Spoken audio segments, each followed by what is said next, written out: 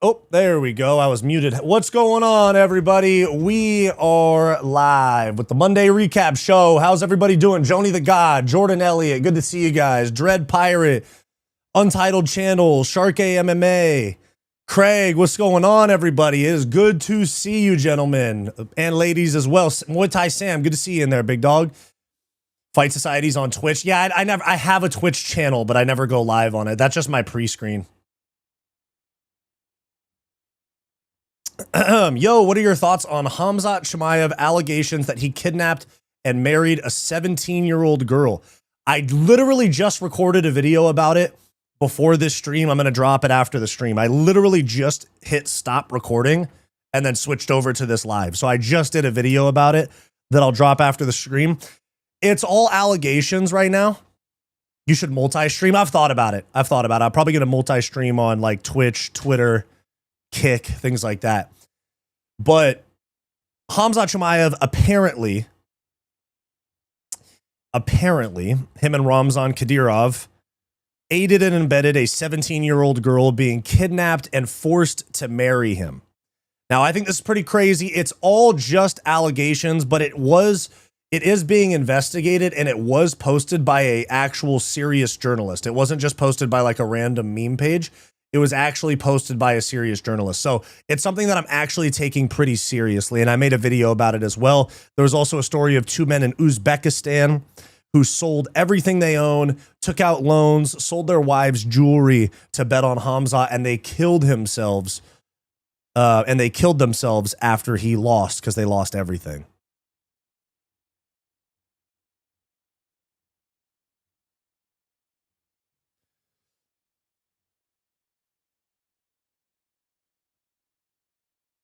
One sec, let me throw my phone on the charger.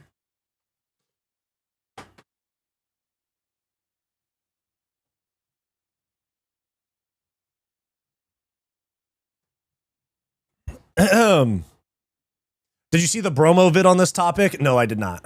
I saw that he posted about it, but I didn't watch the video. I mean, can we be surprised these caucus guys are shady? Movsar married a 16-year-old and can be exactly. It's part of the religion as well. Start from the beginning, Wyatt. What did I miss? Aaron, what's up, dude? You haven't missed anything. We just talked about that Khamzat allegedly kidnapped a 17-year-old girl in Chechnya, and she was forced to become his second wife via arranged marriage. And then also a couple guys in Uzbekistan sold everything they owned to bet on Khamzat and then offed themselves when he lost. So pretty crazy stuff going on so far. And we still have, it's no, unplug your phone and start again. No, it's all good, dude. Appreciate it. But I run the stream, not you, brother. Yeah, crazy ass stuff. But we got a lot of things to get into. Winged C called me out in my YouTube comments. I saw that he did an interview with Perry Punch, who also doesn't like me very much.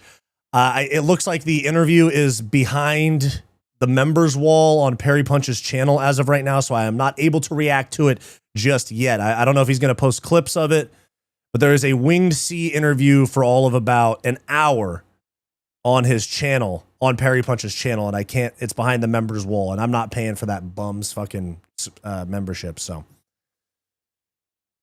This feels like waking up that Sunday morning, finding out the DC Jones picogram situation. Yeah, dude, I know. It's just weird shit, it's MMA. This is what happens in this sport. Weird shit happens in this sport. And it's way better, it's way more entertaining than the NFL or anything like that. Should I feel bad for the Uzbekistan guys? I mean they lost their lives or took their own lives, so I guess partially, but also you shouldn't bet. Not saying that betting automatically means you should kill yourself, not anything close to that, but I really don't think that you should be doing that. Winged C is beyond cringe. I know, but he left a comment calling me out. Let me find it. I'll find it real quick. You got some. He said, you're welcome. I think he said, you're welcome for the attention this video got you, or some shit like that. Hold on.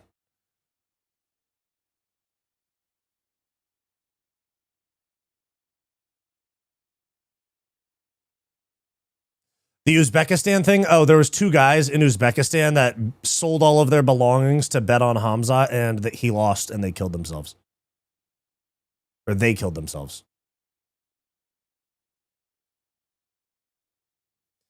Where's this winged C comment? I'm trying to find it. Man, how long ago? How long ago?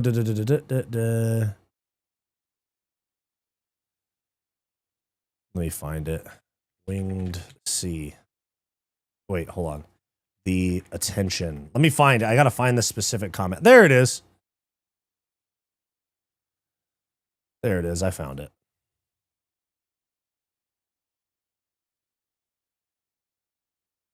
So on my Winged C karate combat video about him pretending to be a blind man, he commented, "You're welcome for the attention I gave you through this, by the way." And just so you guys know, yep, it is Winged C's actual account. It is Winged C's actual account.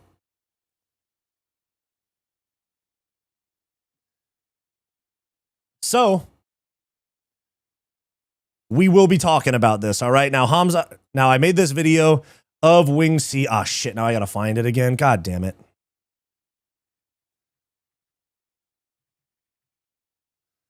Let me keep scrolling. There it is. Okay. So I made this video talking shit about Winged C making a fool out of himself at Karate Combat, and he leaves this right here. "You're welcome for the attention that I gave you through this, by the way." Maybe thank you, I guess, but really it didn't do that well for my channel numbers. So Winged C, you're not as poppin' as you think you are, for one. I have more subs than you and I get more views than you, just saying. So quit talking about attention you gave me. And also, make sure that Karate Combat actually pays you for putting your fucking life on the line, because you just signed on with essentially the fucking mafia. All they do is scam people, in my opinion. Lawsuits for unpaid tabs all over the place. So before you come at me, talk about attention, make sure you get your fucking crypto coin distributed to you and that they don't scam you out of your fucking money, pussy. Anyways.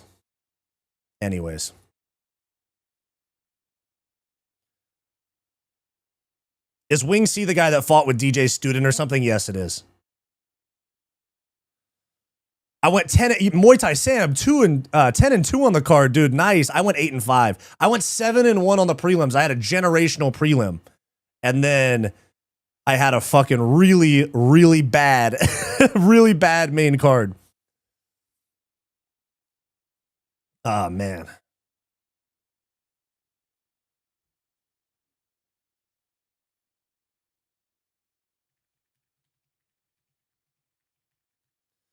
Does Winged C know you're 6'5"? No, I'd starch his shit, dude. He's a flyweight and he actually can't fight. Oh my God, I would starch his shit. So run it up, absolutely. Just do it in grappling or something so I don't hurt him too bad.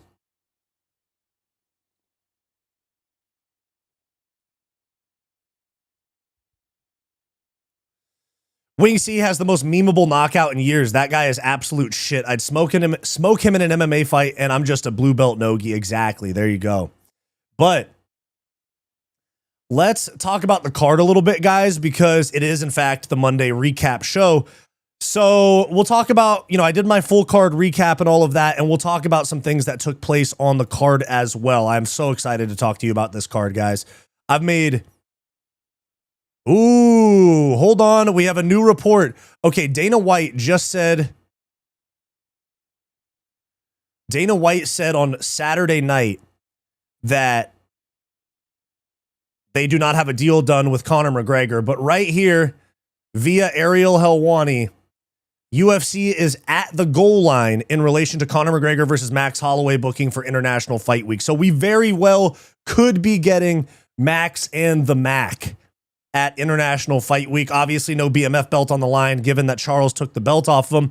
But we are here with a very close to International Fight Week booking for McGregor. Now, if you guys have seen my videos about McGregor's, like all of McGregor's not financial issues, like he's out of money, but his business dealings have been kind of in the shitter since he has been out of the fight game. Every single thing he's launched since his injury essentially has failed. Bro already got, yeah, he does. What's my opinion on DJ? I like DJ a lot, dude. DJ is one of the GOATs. I like DJ a lot. And he makes good content, too. I have literally nothing negative to say about DJ. No way Conor's going to be back. Just get over it, yeah? You got your ass whooped. Yeah, get over it. Get over it, yeah? You got your ass whooped.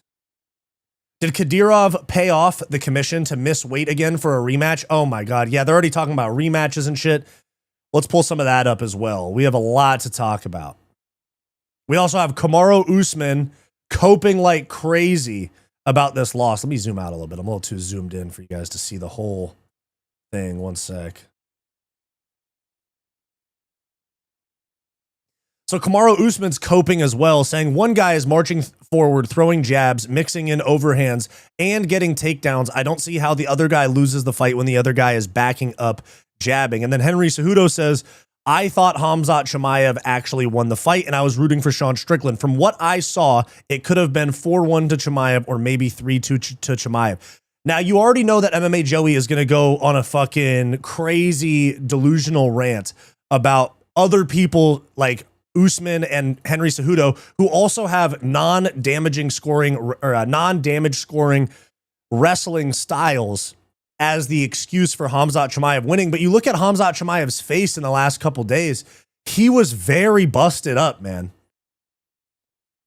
He was very busted up. He took more damage than Sean. Sean had the broken nose, but Chimaev was busted up all over the place. And it is a damage-based sport. And when you consider the score in that regard, Khamzat in the first round dominated. That's all there really was to judge, was the grappling. Round 2, easily to Strickland. Khamzat didn't have shit for Strickland. Round 3, same thing. Round 4, Khamzat starts to land a little bit more, but round 5 really seems to be the toss-up round here. And in my opinion, Khamzat Chimaev got those early takedowns. I think he got 2 takedowns in round 4, or round 5, I'm sorry. 2 or 3 takedowns to start the round. He did no damage with them. They are not judged on damage because there was no damage, and they didn't result in any advancing of position or submission attempts. Therefore, that is not effective grappling, all right? That is stalling. And so, when you consider the damage-based scoring system, Sean Strickland wins round 5. Damage takes precedent over everything else. Now, round 1, for example, there almost was no damage, and so the grappling control of Khamzat Chimaev and the takedowns, of course, wins him the round because there is no damage to take precedent over the other scoring criteria. And so here we are with a bunch of guys. I mean, to be fair, Usman's knocked some people out, but guys that don't do damage in their fight style coping about another guy who didn't do any damage in his fight about why he lost. Oh my God. At this point, I think Van is your favorite fighter. Oh, is your favorite fighter's favorite fighter? Dude, I love Josh Van. I love Josh Van. All these Eastern and African. Yeah, all they do is cope with each other. They sit around in a little circle jerk and fucking cope about how they have pillow hands, except for Usman. He just chooses not to use it. But pillow hands and weak ways of winning. It's a cancer on the sport. Yeah, the fight was mid. If we look back at it, it wasn't like the best fight I've ever seen, not even close. But we got the win. We out-wrestled Khamzat Chimaev. We won round 5, and we took home the belt, all right?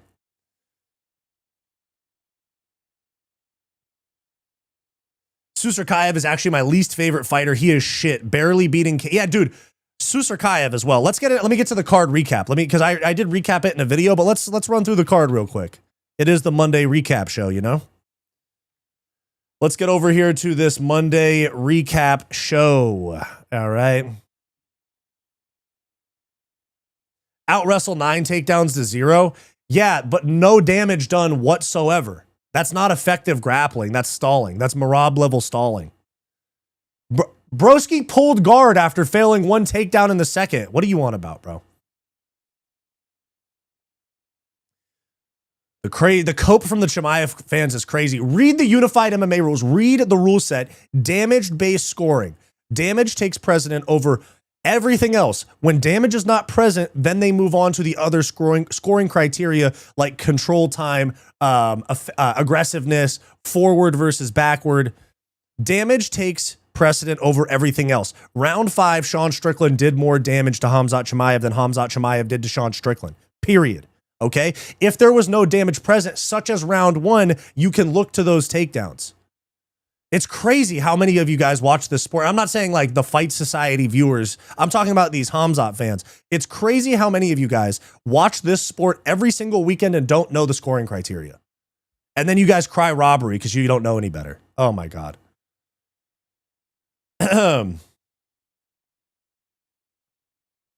Yeah, exactly. Thank you, Cheddarhead. By the way, Cheddarhead, thank you for being a channel member and good to see you in the chat. Holding on for dear life doesn't win you a round. Thanks for being a channel member. 1, 2 based correct take. All right.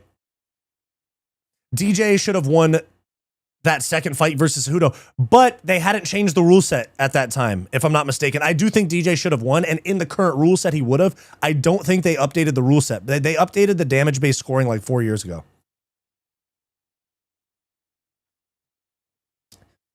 Piyush Kumar, read full. Okay, boss, yeah. I'm just playing.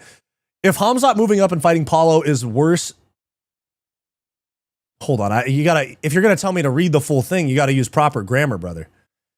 If Khamzat moving up and fighting Paulo is worse, he has anti-wrestling and power in hands, which Strickland does not have. Khamzat doesn't eat any kicks to the body with okay, that was... Try a little bit better. I understand what you mean, though. Yes, him moving up and fighting Paulo is bad for Khamzat. We might see a crazy downward spiral of Khamzat Chimaev's career. I'm not even joking. We might see Khamzat Chimaev's career go to like 15-2, 15-3, 15-4, retire. I'm dead serious. I'm not even trying to be funny. I'm literally not even trying to be funny.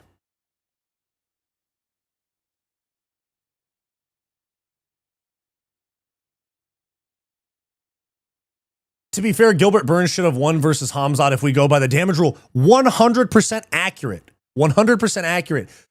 Now, let's get real about it. Khamzat's career, you guys might think I'm clip farming here. Khamzat's career is a fraud. Let's be real about this. Khamzat Chimaev's career to this point is a fraud. Let's actually go through the numbers here, okay? Let's actually go through the numbers here. One sec. How do I share my screen? There we go. Where is it? Brave browser. That's what I was looking for.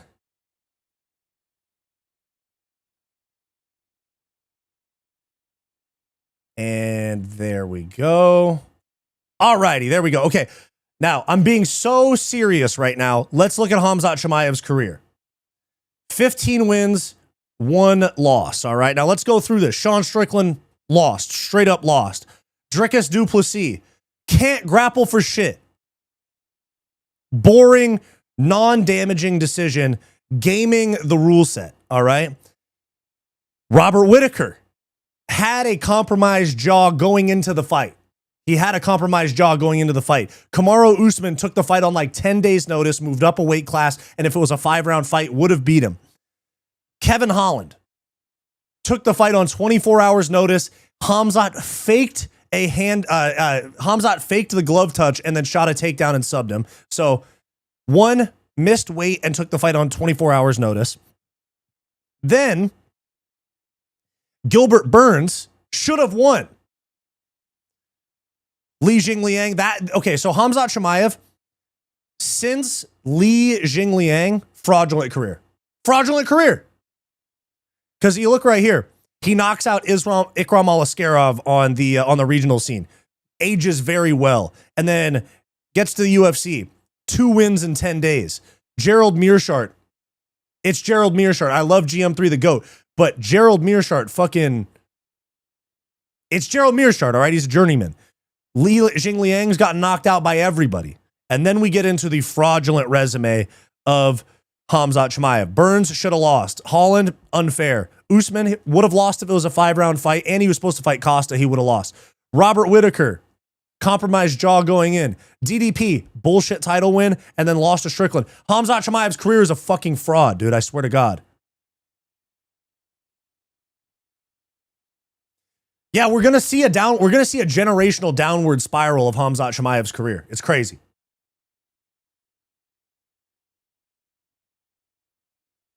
The Whitaker win was a fluke. Exactly. You guys understand it. I'm glad we have some high IQ fight fans in the chat here. And so let's look through the card, all right? I'm you know, release the Wyatt files. There you go, Duke boy. You finally got me to fucking respond to your comment. But brother, he smashed them more like, exactly, dude, exactly. By the way, guys, before we get into the card, I know I say this a lot, but I'm truly so thankful for you guys. This past week, leading up, literally from Monday of fight week up until today, has been the best week in my channel's history in terms of views, new subs, all that. The Fight Companion was fucking awesome. I appreciate you guys so much. So thank you so much. Please continue to support. We're going to make this the biggest platform on MMA YouTube, or just in MMA period, bro. Just MMA period. This is the biggest. We're about to have the biggest platform. You dig. But, ooh, I don't like that look for my camera. Hold up. Move it that way a little bit. There we go. But all right, let's start with the opening prelim of the night. The Fight Companion was awesome. Slee Stack, thank you, bro. Appreciate it. Yeah, we did do this together. We did this, bro. We are taking over MMA YouTube. You think they'll give a rematch to Khamzat? No, he's moving up to 205. I know he tweeted at Strickland saying, see you again, but no, he's going to move up to 205 and fight Paulo Costa. I already see it. And I think that gives him an excuse to do an interim title fight because Khamzat is a big name. They'll do Khamzat versus Paulo interim title fight while Olberg recovers. Winner will fight Olberg like first quarter of next year. We need to make some fights at 205. Yeah, we do. Basically, nobody's booked at 205 right now, except for allegedly Nikita Krylov versus Rob Whitaker on International Fight Week. But that's not even announced yet. Do you think Paulo will wait a whole year for Khamzat for interim? He could fight. Yeah, you're right. He could fight Yuri or Ankh. I hear you on that. Wyatt Wing C's a bit delusional. Of course he is, but I'm still going to call that shit out. We don't let delusional shit talk fly here, bro, especially from another creator. I'm telling you, bro, I got clips for everybody. Figuratively, of course. I'm not saying I'm actually going to hurt somebody, but I got full clips for everybody, dude, in terms of this content shit. I don't mean literally. Are you a fighter? Prob not. Yeah, I was an amateur fighter. I fought in Muay Thai, I fought in kickboxing, and I competed in like jiu-jitsu and submission grappling. So yes, I was. I don't anymore because this YouTube shit was a better career path. I don't get hit in the head, and I actually make money. It's mags, not clips. You're right, dude. I'm mag dumping on the rest of MMA YouTube, with the exception of like a few people that I'm cool with, like Bedtime MMA, goated. MMA Experts, goated. Who else we got? BXG, new homie. Shout out to him. Like, there's a few people. No Bromo, shout out to him. Who else? James Lynch, shout out to him. Did you guys see Full Violence call out James Lynch the other day? Did anybody see that? Did anybody see Full Violence call out my man James Lynch the other day? Oh, Dougie's Corner. Dougie's Corner is fucking goated. How can I forget about Dougie? Shout out Dougie. Let me just look at my fucking subscription list so I don't forget anybody that I actually like. Bedtime, No Bromo, BXG, MMA Experts, Hey Jive Picks, 10-7 MMA, MMA Che, Ronan, MMA Hole. Yeah, there's a few people I fuck with heavy. Jake Gerber makes good content too. But aside from like the few like 5 or 6 the boys, you know, Bedtime, Experts, James Lynch, I'm mag dumping on all of MMA YouTube, bro. Afraid Special, welcome to the Fight Society citizens. I missed the members video. I do a members video every single week, and this past week was so busy I forgot to do it. So you guys are gonna get 2 members videos this week. By the way, we got a vlog. I did like a vlog over the course of like the last 2 weeks with me waking up at 4 a.m. to do the Perth Fight Companion, and then I went to a music festival with my brother, my girlfriend, and my best friend Bo. That day after getting up early for the Fight Companion, and then a few like training sessions throughout the week, and then of course the Fight Companion yesterday. So we're dropping that one today, and then we'll drop another members video this week. So you guys are getting 2 this week to make up for me missing last week. And shout out to Afraid Special for becoming a Fight Society citizen channel member. What was the Full Violence? Baby, we did it, yeah? we beat Khamzat Chimaev. But yeah, let me pull up the, hold on. Let me pull up. I think the guy that, let me find it. We'll get into the card in a sec. I do want to talk about the card, but there is some drama to catch up on, you know? The pink suit guy? No, who's the pink suit guy? Oh, the guy that was talking shit to Connor in that one press conference? Did you see Kendrick pulled GNX from streaming?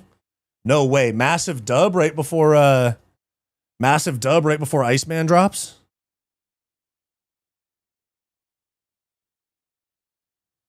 Let me see. There's no way he actually did. But we got Iceman dropping on Thursday night, bro. Let's see. Oh shit, he did pull GNX. What happened? I know they're getting sued over some people that helped. And what's NLU?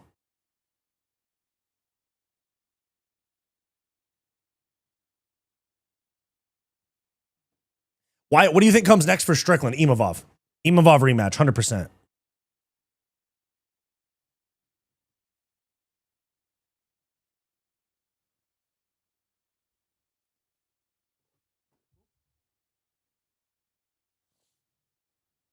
Oh, they took it down. No, it's right here. I found it. I thought they took down the post about James. Here we go. Switch here. Back to Google Chrome.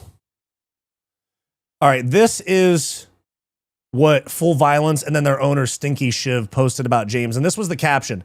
He said, I remember this like it was yesterday. Back in 2022, James used me as an example of what he thought wasn't a legitimate MMA media brand. Now in 2026, I'm using him as an example to show you guys that if you're building something publicly, there will be people who doubt your vision, question what you're doing, or hate before they understand. At this time, I was barely 20 years old. My and face were attached to the page and put in front of hundreds of thousands of people.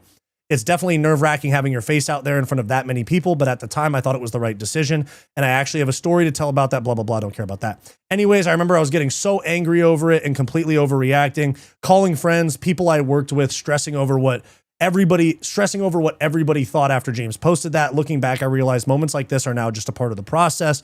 The important thing is staying composed and continuing to build. And to be fair to James, he did apologize afterward because he realized he was wrong, which I respected, so don't send him any hate. Most people only understand the vision after it already works or after they've had a conversation with you. Now, he did apologize to this, but they do make James look pretty bad right here. And this is James right here. This is what James said.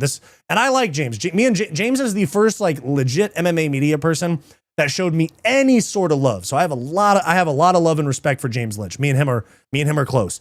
Not like, you know, we're not like close talk every day, but as far as the content goes, we're pretty close. Violence here. 400,000 followers. Well, that's pretty interesting. They only have 3,000 posts and they have 400,000 followers. Like, that's bigger than most like MMA media outlets. How many of those do you think are actually real? Who's behind the site? Well, it says here by this guy. This is the guy who runs the site. Nothing against this guy, but this guy looks about 15 years old and he's running this site. I've never heard of this guy. He's not a legit journalist. He's not involved in the sport in the high level. It's a guy that's just making up stuff. So again, you see this account, you think 400,000 followers. Okay, that's got to be legit. But look who's running it. It's some kid. It doesn't work for Junkie or Fighting or any of these big sites. It's some kid running this. It's crazy violence. And now I do have to give James Lynch a little bit of grace here because this was during like the big transition from mainstream MMA media outlets that are beholden to the UFC and that power and fan base in the industry getting kind of transferred over to MMA YouTube, because MMA YouTube and content creators full blown has the reins of the industry compared to the real MMA journalists is what they like to call themselves, even though they don't ask any real journalistic questions. Not talking about James, mostly talking about MMA Fighting, MMA Junkie. They do not do any sort of like needle moving real work that anybody actually cares about. James, I think James does a great job. And to be fair, he did apologize for this. So I'm going to give him a little bit of grace because I know James personally, he is a good guy, but this is not a very good look at all. And if somebody said this about me, I'd flame their shit too. So I can't really blame Stinky Shiv or Full Violence for posting this. It's just, people talk shit. People are going to talk shit. And then if you keep the receipts, you get to dunk on them later on. That happens, you know? Goddamn, journalists are always so eager to point out others' lack of acclaim to journalism. Like, bruh, journalist equals real estate agent. Anyone can do it. Not all are good at it, and that's okay. That's a good point. That's a very, very good point. All right, Duke boy, you're in timeout. All right, you're not contributing any fun to the chat. You are in timeout, brother. We want people that want to participate in the chat. MMA. We are talking MMA. We can talk about other stuff, but I'm not going to just sit here and go back and forth with you talking about my family. All right, brother?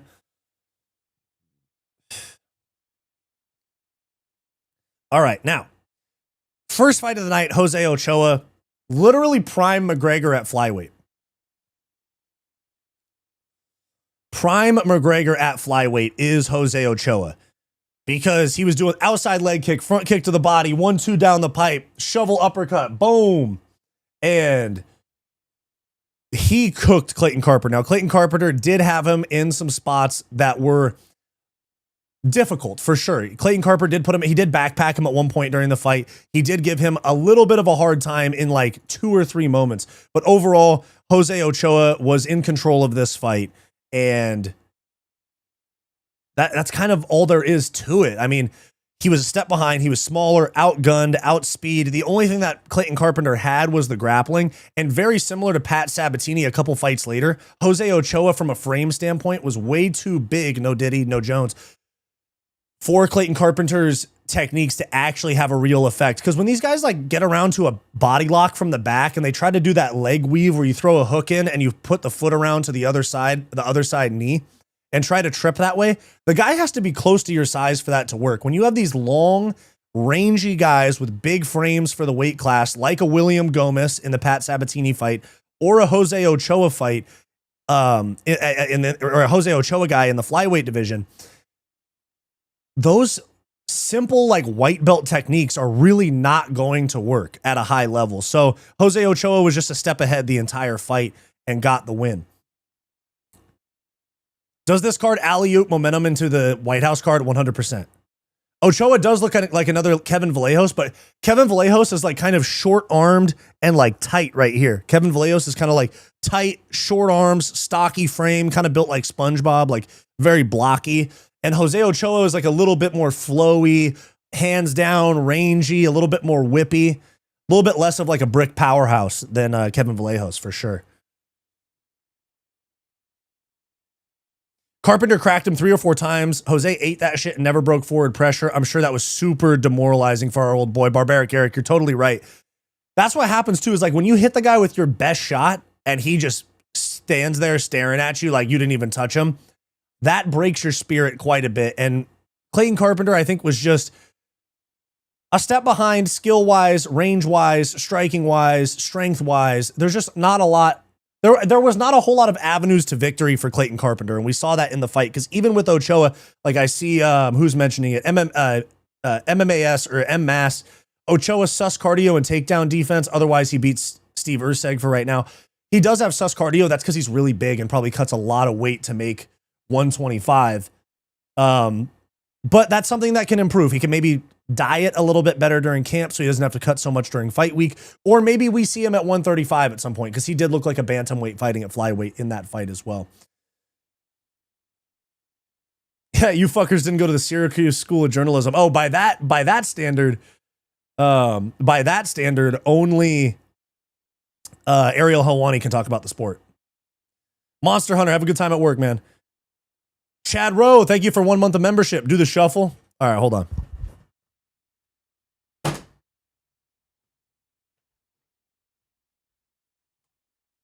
I don't even know if I fit back here, bro. I don't even know if I can stand right here. I don't even know if I fit. Hold on. Here we go. Hold on. I don't fit. Hold on. Here we go. Oh, a little bit of that.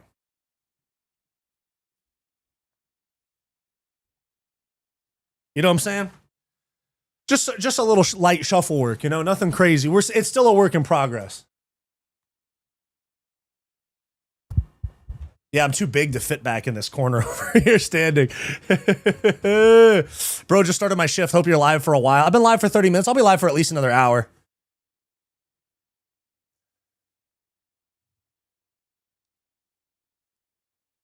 Leave some for the. Yeah, I'm pretty. Let's fucking go. I don't fit with your big ass. Yeah, sorry. It's not that big of a space right here. And so I don't have enough room to get my chair out. The chair was hard to get in here in the first place. I was trying to be economical about the space, but the economical space arrangement is not conducive to the Fight Society shuffle.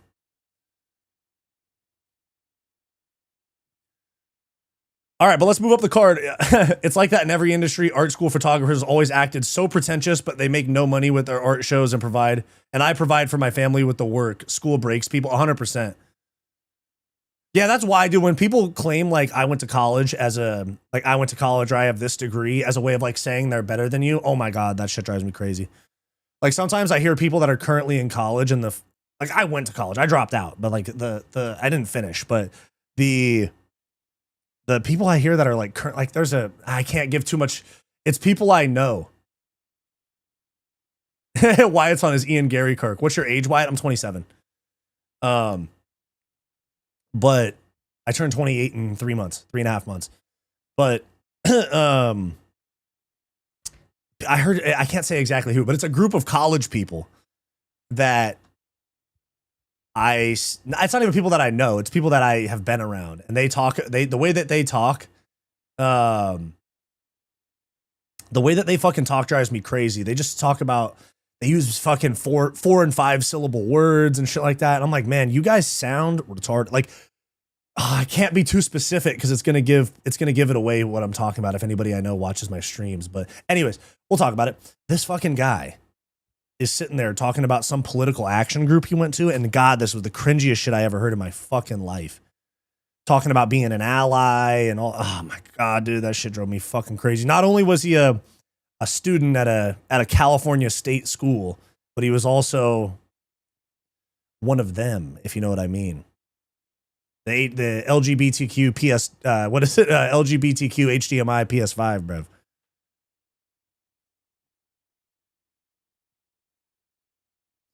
I'm gonna go into welding or electrical soon since I'm a senior in high school. Dude, I'm telling you, especially as AI starts to like take jobs from people, those blue collar jobs like plumbing, electrical, construction, yeah, they can be hard on your body for a while, but eventually you can own your own business, launch your own. There's a lot of money to be made there, bro. College dropout here was able to buy a house at 21 and have people I went to school with that have college degrees asking for money. Yeah, college literally means nothing. I went to college for 4.5 years. I didn't finish. I literally need one more semester to finish. But this YouTube shit doesn't require a degree. So, but you know what? When I worked in like real estate / financial services for 5 years, and that actually helped me more than college. Working in like real estate / financial services, just like a shitty 9-to-5 desk job. But I picked up like a lot of skills when it came to like organization and professionalism and accounting things. It helps me a lot with this business, you know?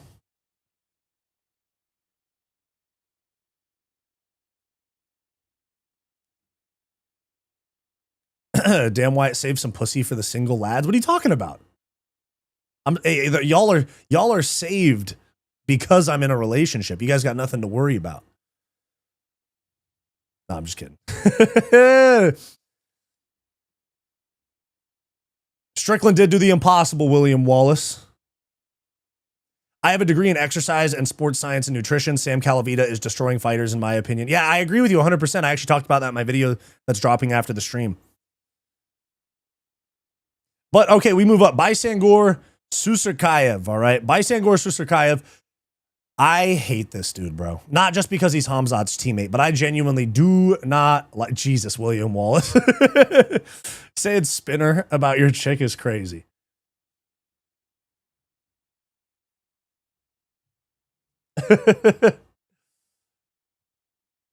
Bysangor. What is that? Hold on. What does that mean? Walkie cyst? What did you say? A person who oh, geez. Oh, no. That's not what you said. You said this.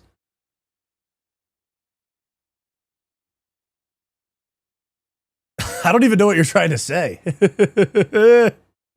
But a racist, you're saying white racist with a W?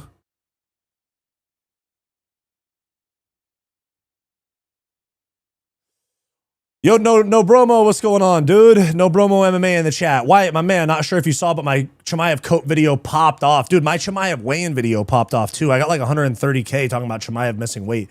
But yeah, no, I saw you post about your video. What is that? 30K? Let me peep. I got your channel right here. One sec. 37K, baby. Let's go. Good job, dude.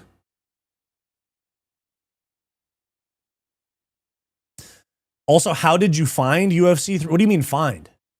No, Bromo. What do you mean find? Like, how did I watch it? I watched it on Paramount. Or you mean, like, what did I think about it?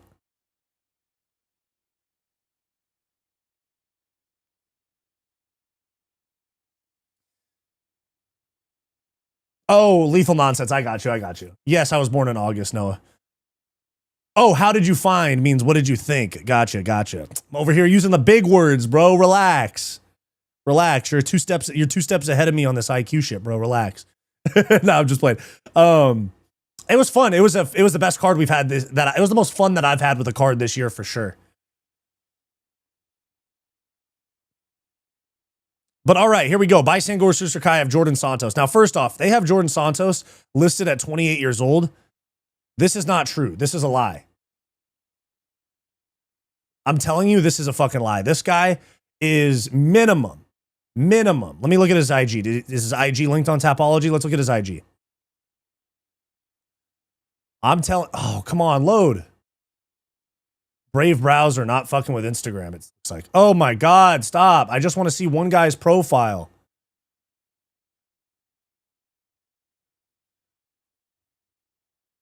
All right, anyways. This guy is 62 years old with Parkinson's and grandchildren, all right? This dude was fighting, they said 28 years old. Like, Bysangor Susurkayev, I actually agree with him being 25 years old. But Jordan Santos looks 68 years old with grandkids and Parkinson's. And he was in there fighting like an unk at a cookout, bro. He was there, no kicks. He was just sitting there hunched back over there, just throwing 1-2s and like winging hooks over the top. And Bysangor Susurkayev was playing with his food way too much. And it allowed Jordan Santos, in my opinion, to win round 1. And then he was winning round 3 until he got clipped and then taken down and submitted. But Bysangor Susurkayev, if he wants to become elite in this sport, he can't arrogantly play with his food over the course of 15 minutes and hope that he can get himself a finish in literally the last 45 seconds of a fight. You don't love any Russians, bro? No, I like Peter Yan a lot. Peter Yan's like one of my favorite fighters to watch, but it's mostly these guys, you know, the EV and OV ending last names are the ones that make me fucking rage. Anyways, okay, Bysangor Susurkayev, they're talking about him being a future champ. Think about the middleweight division right now. Think about the guys that are like ranked right now, even like 10 to 15. RoboCop dog walks Susurkayev. Roman Dolidze low-key submits this guy. And Jordan Santos, I don't really care what's next for him, but Bysangor Susurkayev needs like a GM3 matchup, like a crafty vet matchup, you know? Someone that's not great, but someone that provides at least a little bit of risk. Or maybe Kyle Dawkins if he loses, maybe the loser of Kyle Dawkins and Bo Nickel, something like that. What are your thoughts on Joey saying Chimaev won 4-1 and was brutally robbed? Joey's fucking brain dead, bro. Joey's literally brain dead. Here's the thing, dude. No, Bromo. I talked about this in a few of my videos recently. Also with those people that are doing podcasts on Keon Kimura's channel, talking about pick-meism and racism and misogyny and fascism in the UFC. And they're doing a podcast on Keon Kimura's channel now. These people are literally not MMA fans. They are not fans of the sport. They are people, especially MMA Joey, in my opinion. These are not fans of the sport. These are people that understand rage baiting, they understand algorithms, and they understand controversy, and they're willing to exploit it and say controversial things that they know people won't like for the sake of growing an audience. It's the same thing that Reuben Carter guy did. He switched from MMA to politics back to MMA. These people don't give a shit about MMA. They don't at all. And that's why they shamelessly shill for, like, in Joey's case, all of the Dagestani fighters that have weird ties to warlords, fail drug tests, miss weight. I mean, it goes on, cheat in fights. It goes on and on and on. Those people are not fans of the sport. And that's why I actually go at these guys so hard. Because, like, for example, Guru says some crazy shit. But Guru genuinely, at his core, loves MMA, loves combat sports. And so that's why I don't like do all these fucking like Guru hit pieces, because yeah, he says some crazy shit, some rage bait shit sometimes, but he genuinely knows the sport. Like the way Guru talks about the sport is as if he trains, even though he doesn't. He should, but he doesn't train, and he watches it like he understands, and he comments on the sport like he understands and cares about the sport. People like Joey, the one guy that the guys that are on Keon Kimura's channel, the guy that argued with Aljo on TikTok Live about racism in the US and in the UFC and all that stuff. Those people don't care about MMA at all. They are grifters that are trying to get views, you know? Yes, exactly. Exactly. Jesse on fire. Yep. They're a controversial content creator first, and they just found that there's a lot of controversial things in MMA. Like, dude, like, let me go back to my early videos. Before I started like doing like the news type of stuff as well. I swear all of my videos were, let me go back. Oldest. Okay.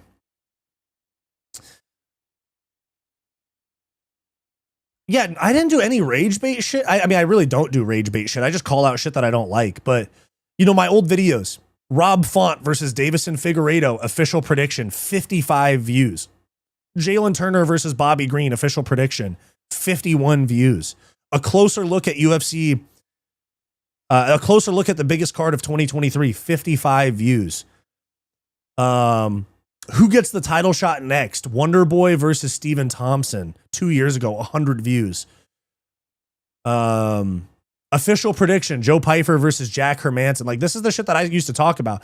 These guys, like, I actually like was like, oh, let me talk about the sport. And then I realized that there's so many more things around the sport to talk about. UFC 299 reaction and recap, 76 views. Man, we came a long way, boys. We came a long fucking way. Shout out to you guys. But anyways.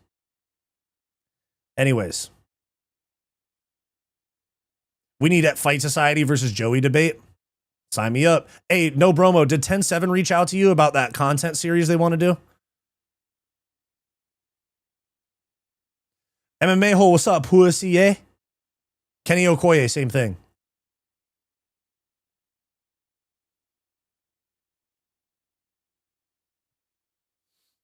Let me catch up with the chat. Yo, what up, Wyatt? What do you think of a Joe Pyfer Sean Strickland matchup? Low-key a fire matchup. Hey man, with your experience in fighting and training, do you ever plan to make videos about training advice? Not like dedicated videos per se, but like I'll do like training vlogs with fighters and shit once I have some more connections, you know. Juice Man, what's up, dog?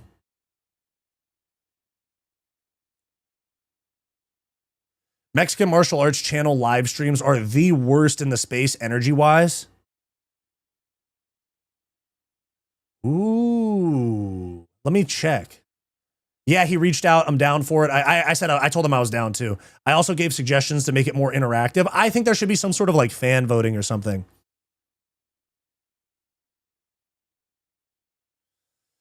Let me see. What was I talking about? Oh, Mexican martial arts is who you were talking about. Let me see. Mexican martial arts YouTube.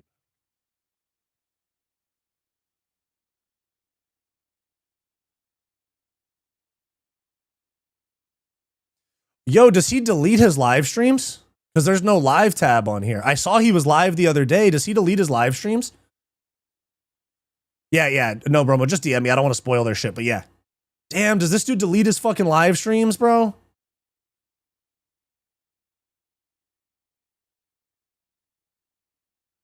Man, I was about ready to cook, bro.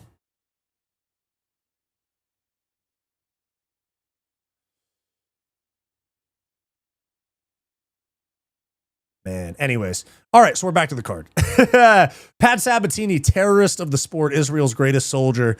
Pat Sabatini ruins the fucking card, almost. He damn near ruined the fucking card, I swear to God. Apparently he was coping like crazy. I saw him coping about it on live, but it looks like he deletes his live streams or puts them as unlisted. Oh, wait, maybe he puts them as unlisted. Let me check. Maybe it's unlisted and it's still in my watch history on my YouTube. Hold up.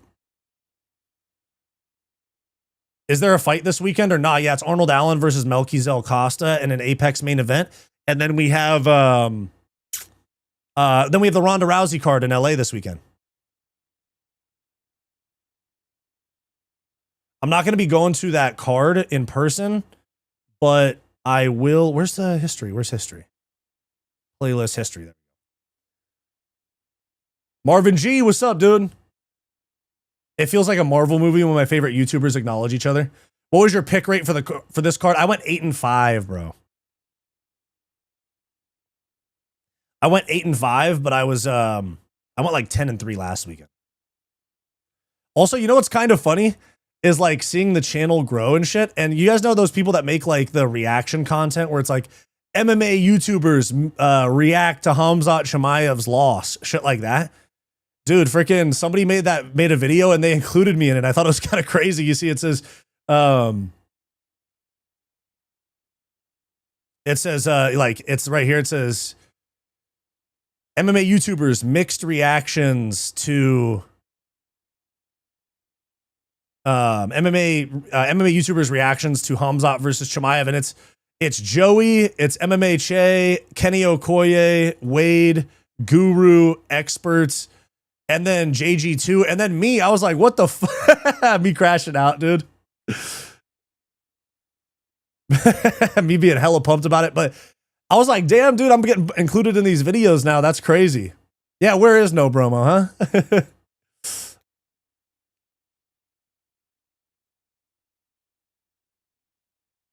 Anyone else here have Van and Strickland? Dude, I had Taira and Chimaev. I did amazing. I see your pick on a bunch of reaction videos. Dude, thank you, bro. I was looking on my YouTube the other day. I was like, what the fuck? Why am I in all these thumbnails? We made it to a clip channel. That's true. Do you remember that guy who made the how-to vids and it's always his feet and the weirdest shit involving eggs? No, I don't. This is meta as fuck. I'm watching YouTube while Wyatt watches YouTube. Yeah.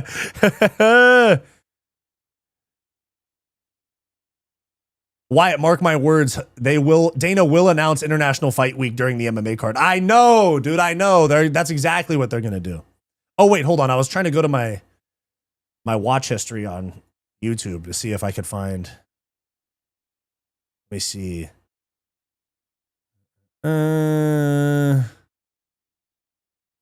Post-fight press conference.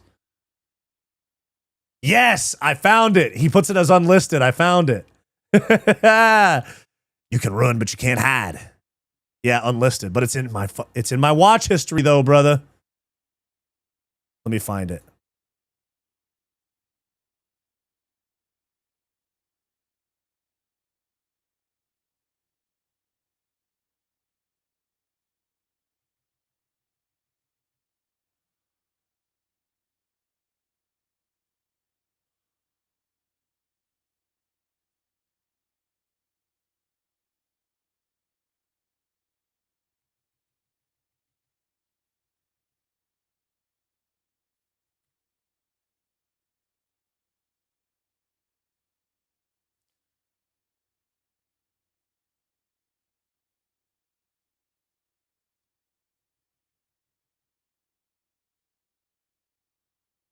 Damn, this dude's got really bad energy, bro. He used to be hella funny.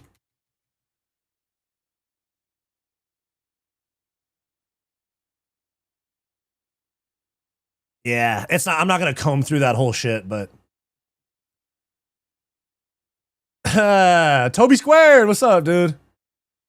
Toby Squared, what's up? All right, so we move on to Pat Sabatini, Israel's greatest soldier.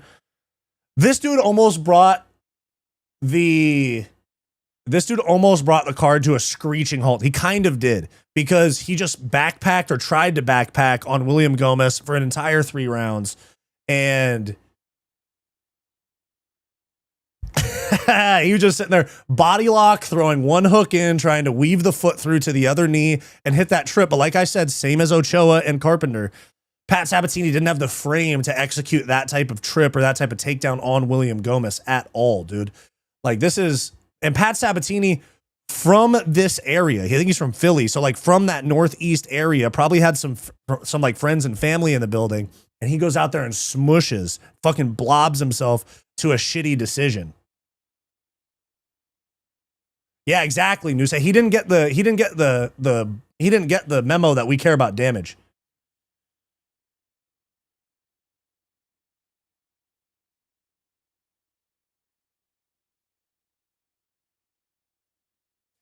May God guide you and make you a Muslim who follows Jesus. Oh, shut up. No, get out, get out, get out. Goat fucker, get out. Get out. 30-minute timeout for you, bucko. Miss me with that shit, bro. Pat Sabatini robbed of his performance of the night bonus. Exactly. Exactly. He got that 7K. He kissed the wall.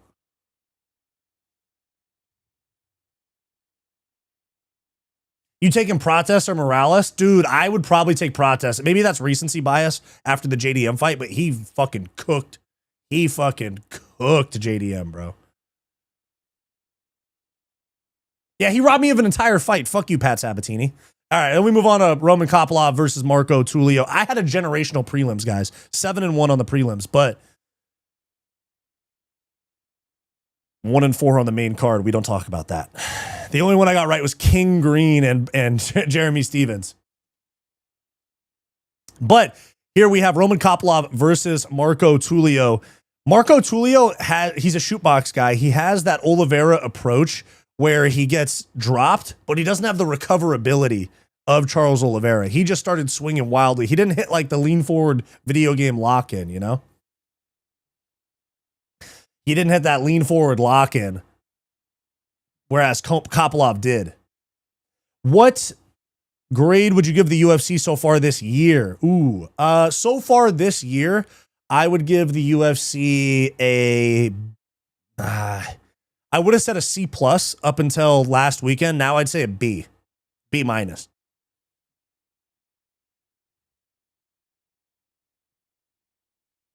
But Roman Kopylov, man, people forget, man. No, Roman Kopylov, I'm not one of these YouTubers that claims Roman Kopylov's elite the way that like Rogan does and a few other people.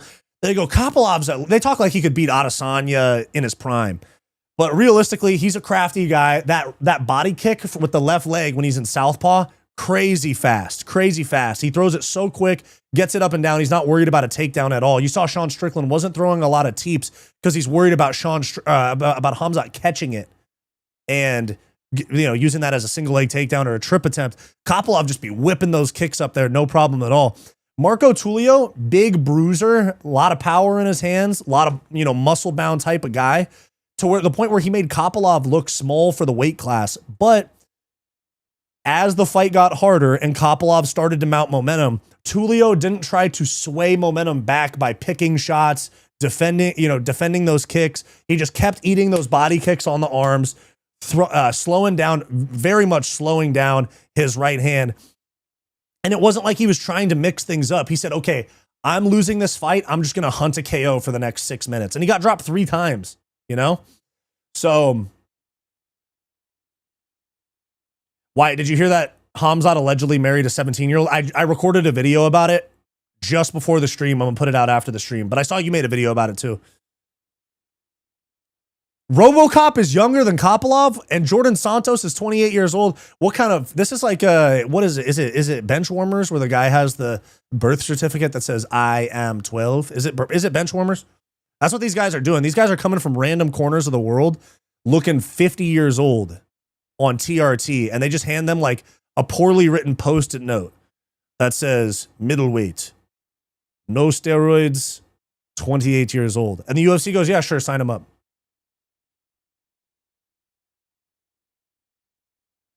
I'm not surprised, motherfucker. But anyway, so Marco Tulio, he just started spamming big overhands, trying almost kind of like what Waldo did against Volkov. He was just trying to land that one big shot. And like the great Chael Sonnen says, if you go for the finish and don't get it, you will lose the decision. For example, Roman Kopylov dropped Tulio 3 times. And Kopylov didn't hunt a finish. He stayed patient. He picked shots when they were there. He landed counters when they presented themselves, and Tulio got over aggressive. And it led to him getting a decision win with 3 knockdowns, but he didn't gas himself out, whereas Tulio compromised himself a lot and really just kind of took, after he got dropped, it was almost like Roman Kopylov knocked his brain out of his head, because after that, he just went and threw that shit to Trump.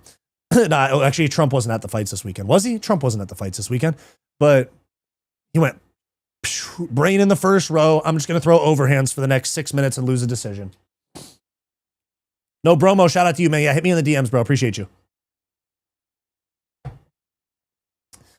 And then we move up the card to Jim Miller hitting that crafty vet round 1 guillotine on Jared Gordon. And Jared Gordon did look good. It's just that he started chasing Jim Miller, and Jared Gordon literally ran at him head forward, arms out like this. And Jim Miller just went, yeah, sure. Thanks for the guillotine. Boom. And Jared Gordon really tried, man. He really did his best to get out of that. He was in that choke for like a solid 30, 40 seconds. You know, he was in Jim Miller's guard with the guard locked up on the guillotine. He rolled to his back to make it a mounted guillotine, rolled back, and he just couldn't get out of it. He tried everything. He pulled on the hands. He tried to pop his head out. He just couldn't get it. It was too early in the fight, and they were dry enough to lock up that guillotine. Jim Miller, just a 42-year-old Chad out here still getting UFC wins, dude. And I picked him, too. I picked him by decision. He ended up winning by first-round sub. So shout out to Jim Miller. Shout out to Jim Miller doing his thing at 42 years old in the UFC. Just got a new 5-fight contract. And, you know, maybe they do, it's not like a title run type thing, but maybe they do a borderline ranking guy.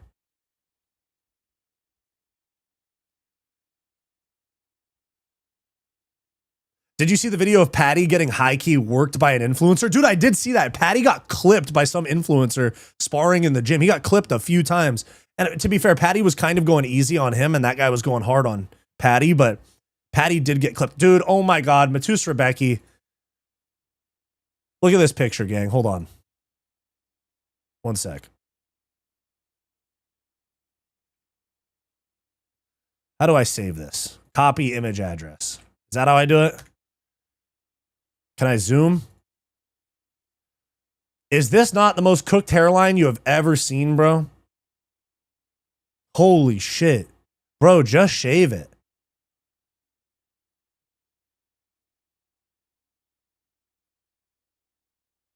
This is crazy, dude. Them bangs are fighting for that. I know his hairline is fighting World War III right now. Like, bro, we still see... Like, you know, Jake Paul and Logan Paul are kind of balding, so they grow their hair out and comb it forward. That's why Jake and Logan Paul both have those, like, forward fucking... What do you mean, hairline? Yeah, it's non-existent. But, like, Jake and Logan Paul, they do the fucking grow it out long and comb it forward shit. This guy just needs to grow it out twice as long and comb it forward, bleach it blonde. He's the third Paul brother. Or, let that shit go, bro. Let that shit go. Bro got the leave the top haircut exact. He's got 3 more years. Man. Leave the top, barber. That's a 10 head, not a 4 head. Exactly. That's a crazy hairline. But Grant Dawson goes in there and gets a rear naked choke. Grant Dawson's wife miscarried a baby on Monday of fight week, which is fucking terrible, man. I can't even imagine having to go into a professional fist fight, losing, I believe, your first kid during fight week before it's born.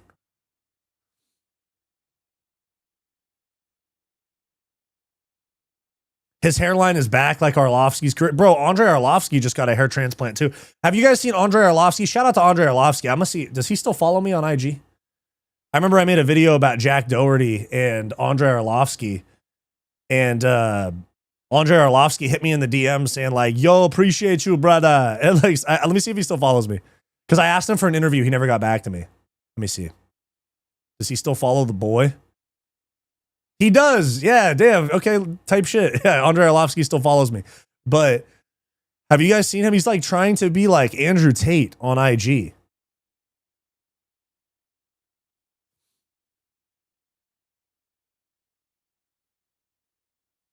Let me see. I mean, shout out to Andre Arlovsky. He's hella goated, but this is the shit he's posting on IG right now.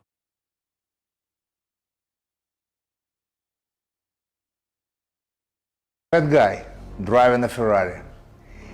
It's like king without the kingdom. He might have his crown, but no one respects him. Too many men invest all their time and money chasing material things. He's not wrong. Like, I hear you. He's 100%, like, he's speaking facts, but it's so clear that he's reading a script. And forget to focus on the single most important asset they will ever own until their last day on earth.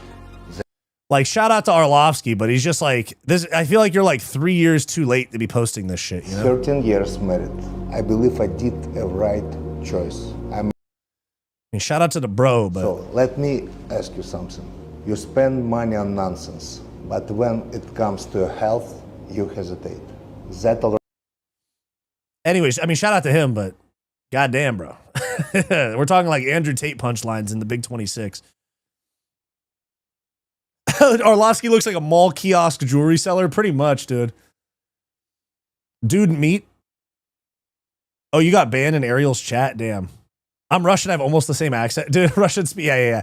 But, all right, so Grant Dawson gets the win. And this was a fairly entertaining fight from Grant Dawson. Grant Dawson was actually trying to make this fight entertaining because he has been the allegation, because he has fought the allegations of boring decision merchant for a bit of his career. You know, he fucking, who did he smush fest? Was it Joe Selecki that he smush fest? Yeah, it was Joe Selecki, yeah. And then he TKO'd Rafa Garcia. Decision Diego got TKO'd by Manuel Torres. And then sub from Matus Rebecki. Oh, dude, I forget the King Green knockout in 33 seconds. Jesus Christ. Man, what a fucking way to... what a way to ruin your fucking career, bro. Or at least ruin your credibility as a prospect, is get knocked out by King Green by a jab. Who the fuck is John Jones? We got Hokit, Lewis, Aspinall, Gone, Poetan. We're cooking, baby, yeah? But, okay, Grant Dawson overcomes like a crazy personal thing. 29th best submission of the year in 2026. What's the best? Batista Oliveira? Okay. Gafurov against Wiklach.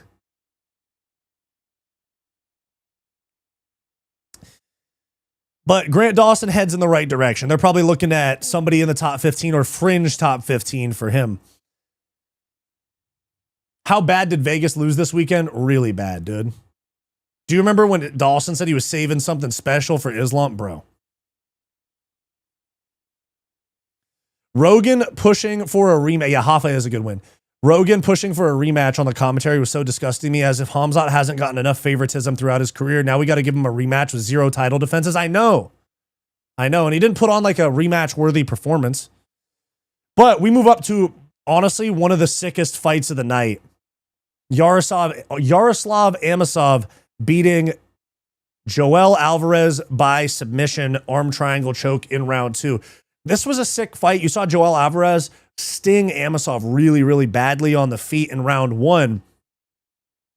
And yeah, you saw Joel Alvarez. I can't believe he was a 155er, but he came in, lands a jab, and Amosov kind of covers up and chicken danced for like 2 seconds. And then Amosov locked in. Round 2, dude, that takedown, he got to the body lock, slammed this motherfucker. He lifted him so high and slammed him so fucking hard. And then transitions immediately into the arm triangle. Amosov was ranked 14 going into this fight.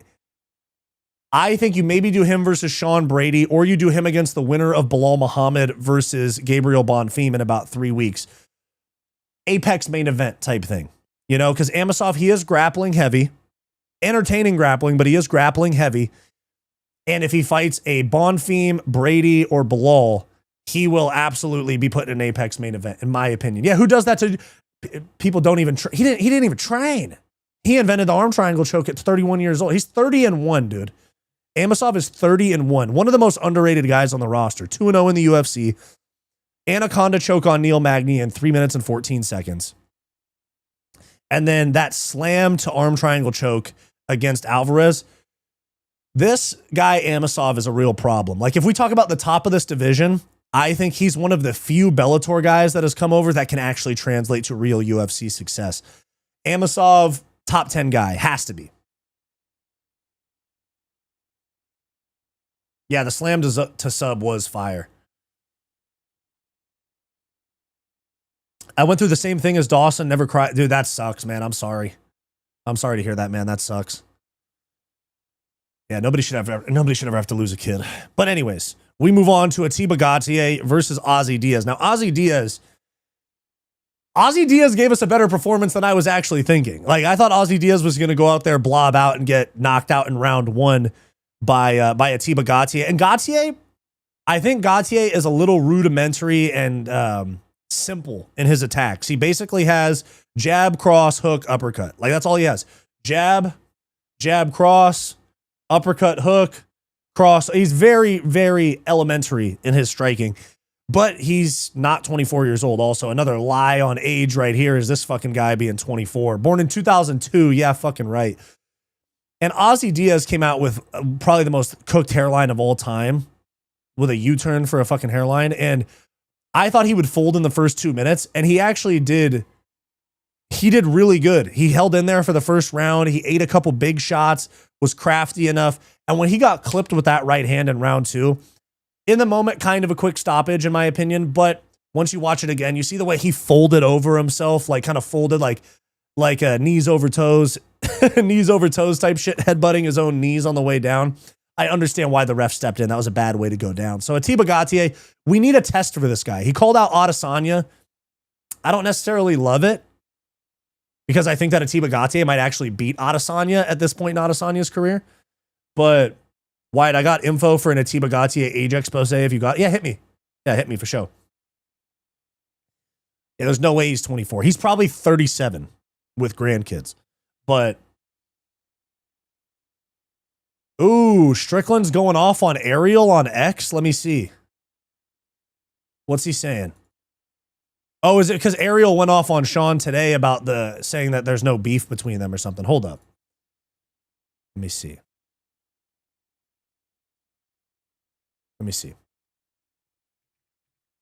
Or no, Sean Strickland, not Ariel Helwani. Sean Strickland, MMA. There we go. Okay, let's see what he had to say. Okay, let's react to this. This is interesting. Oh, Ariel's in LA? What's going on? One sec. Let me switch my screen. Oh, Ariel's in LA for MVP this week. That's why.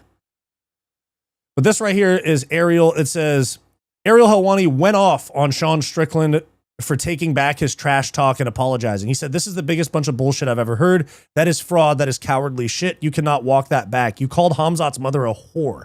That tells me you are not who you say you are. You are a walking contradiction." This is what Ariel had to say. We're not going to watch the whole 6 minutes, but this is what he had to say. Up there saying insane, vile shit about Muslim people, about Khamzat, about his family, about people he's associated with, about some people who have, checkered backgrounds, to be kind. Yeah. About his mom. He's saying it with his fucking chest. Like he's saying it from here and he's standing up. What Sean was saying at that press conference was crossing the line. What Khamzat did was dirty. Yeah. You can't kick a guy that you're about to fight in the balls before. Anticipation, all-time high, building up. Holy shit. You win that fight and tell the world that was all for show? That was all for promotion? That is the biggest bunch of bullshit that I've ever heard. That is fraud. Ariel, you're a WWE fan, bro. Why are you upset about fraud in promoting a fight? Ariel, you literally covered WWE, bro. What are we talking about here? That is cowardly shit. You cannot do what he did and say what he did in the build up to that fight and then tell us seconds after the fight is over, I was just trying to sell the fight. Yeah. You can't do that. You cannot walk that back. You called his mother a whore. You called his religion awful things. That doesn't go away. I'm sorry. And all that tells me is you're not who you say you are. You think Conor and Khabib are ever doing that? Ever. No. And these two guys. But not every big beef has to be the exact same as Conor and Khabib. Not every single huge beef. Man. Let me see. Let me watch that again right there. In that fight and tell the world that was all for show, that was all for promotion.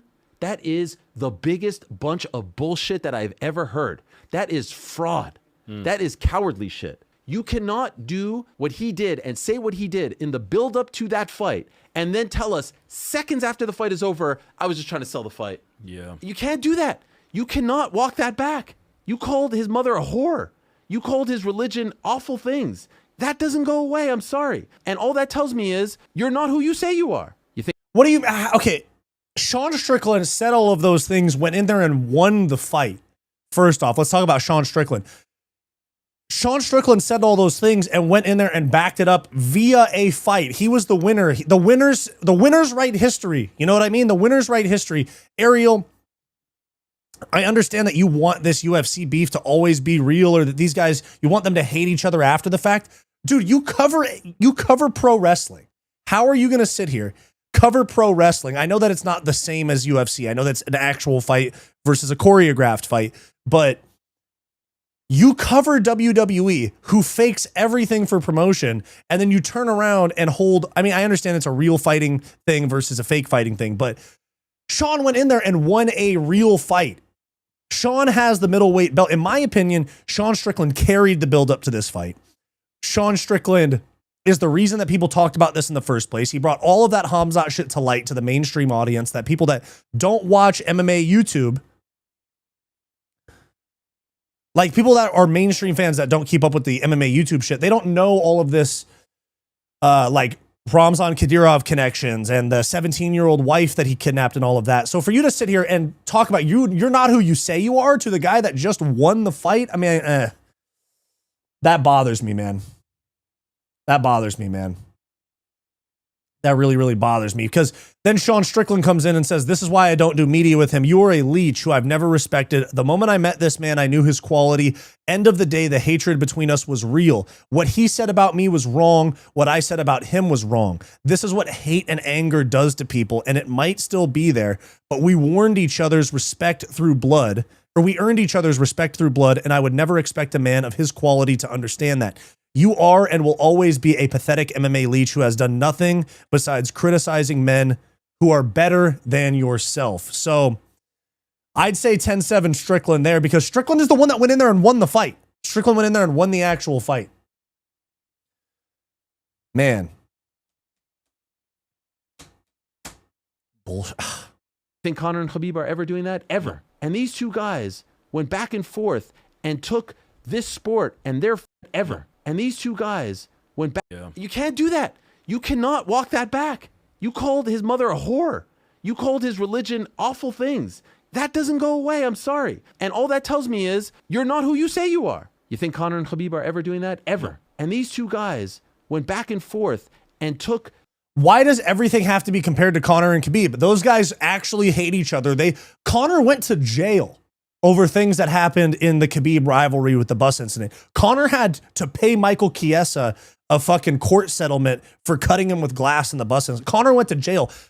You can't say that this was on the same level as Khabib. It was definitely the most heated rivalry since Conor versus Khabib, but you can't put it on the same level just because you want it to be the same and then apply the same logic and hold it to the same standard. This was not the same thing.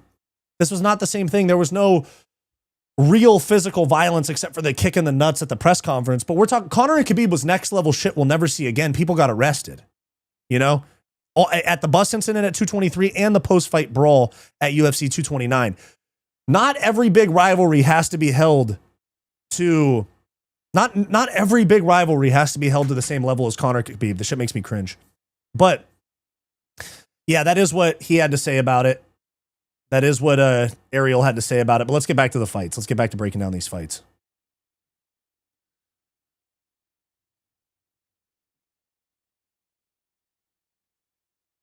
That's the biggest problem. I'm afraid you're totally right. That was the biggest problem, was that people tried to frame it like Conor and Khabib. It was an English-speaking white guy against a Russian Muslim. Like, that's all it was, and they didn't like each other. That's all it was.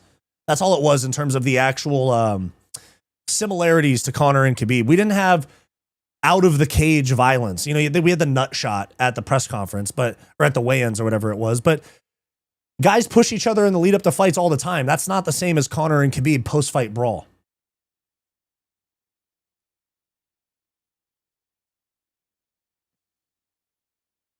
Coming from Ariel, who tries to create beef constantly. Exactly. But we move on to the main card. King Green versus Jeremy Stephens was the only one that I got right. Now, Jeremy Stephens showed up for a paycheck, folded quickly. He missed weight by 5 pounds. Really didn't. He was soft bodied as well. I like Jeremy Stephens, Low Heathen. Shout out Low Heathen. But the way that he came out and was soft bodied, low activity, kind of folded the second that when he got mounted and King Green, was elbowing him. I was like, oh, he's done now. He showed up for the paycheck. He's getting half a paycheck, whatever it is, probably 100K, 150K. They're giving him half a paycheck because he lost. He didn't win. And he gave up 30% of that to King Green. So Jeremy Stephens, in my opinion, showed up to make 100 grand. He didn't show up to win. He didn't show up to advance himself in the UFC. They wanted him to be a jobber on this main card, whether that was win, lose, or draw, against another notable vet. And that's what he did. He showed up and took a check, in my opinion.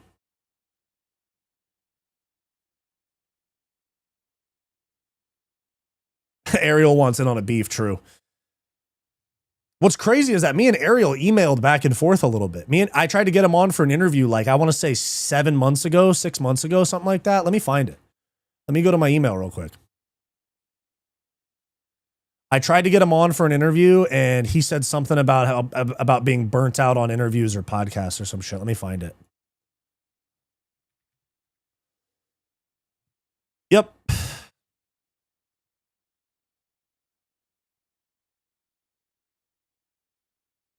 Yep. I said, hey, Ariel, hope you're doing well. My name is Wyatt. I'm the host of Fight Society. This was September 2025. This was 8 months ago, almost 9, way before I grew my following. But I'm the host of Fight Society, one of the fastest growing MMA and combat sports channels on YouTube.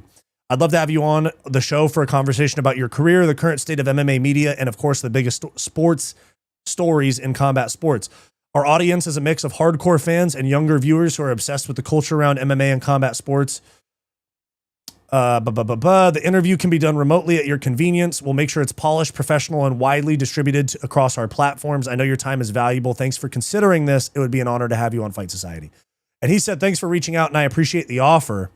Taking a bit of a break from interviews. I'm burnt out on them. Perhaps down the line, we can revisit. All the best and continued success. So he was a nice guy to me. I'm not trying to talk any shit about him, but we just don't see eye to eye on the Strickland Khamzat thing. And he was, nice, Don't dead name him. My bad. Joaquin Buckley bet on himself and lost that fight on purpose. Fight should have been. You really think so? Duke boy, what's up, dude? You going to behave now? But yeah, King Green did his thing and he showed out against an unprepared, unmotivated opponent.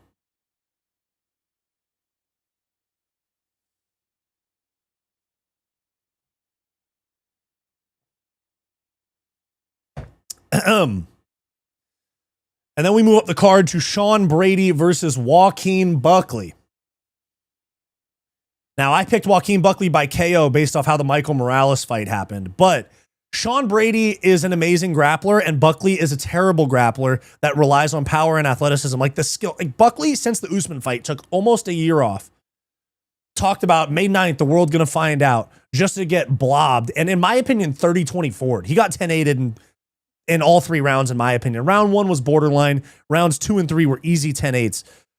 30-24 on my card, 30-25 on 2 of the judges' scorecards. One judge gave it 30-27, which is crazy to me. Didn't Buckley do RAF? Yeah, he did. He's supposedly been working on his wrestling, and he fucking hasn't. God, dude. Buckley. Never picking Buckley again. Never picking Buckley again unless it's against somebody that is 40 plus years old without grappling. Brady reminded me of Askren striking. Yeah, he has to take damage. He has to walk through damage to get to a takedown. And Buckley just wasn't able to get anything off. But what can I say? Brady dominated. What's next for him? Maybe Amosov. I feel like that would be a little bit dirty on Brady or on the UFC to have Brady beat Buckley and then fight way down in the rankings for his next fight. I think they should give him like a JDM fight, maybe. Maybe the loser of Gary and Gary and Morales, whoever fights Islam, the loser of the Islam fight, whoever Islam fights next. But fighting, I know it's grappler on. Fuck it, man. Yeah, maybe do Brady and Amosov as a Apex main event.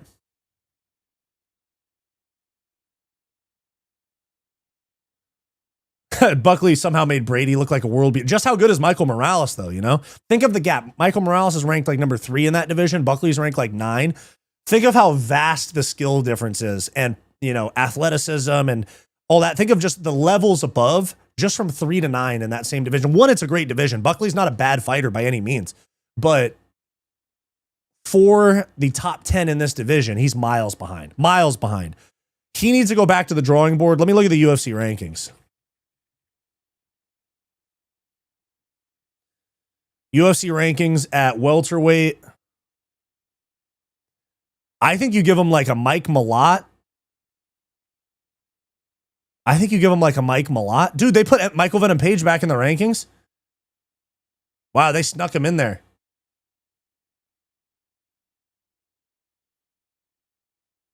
I think Amosov would mess up Brady too. I think Brady would be fucked against Amosov, yeah?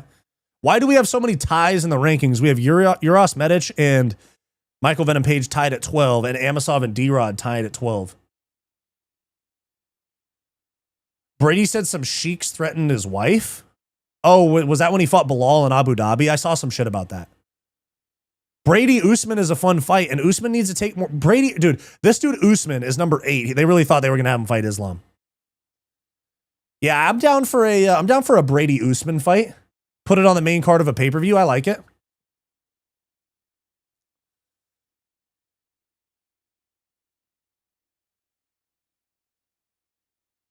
Brady threw his fight. You think so?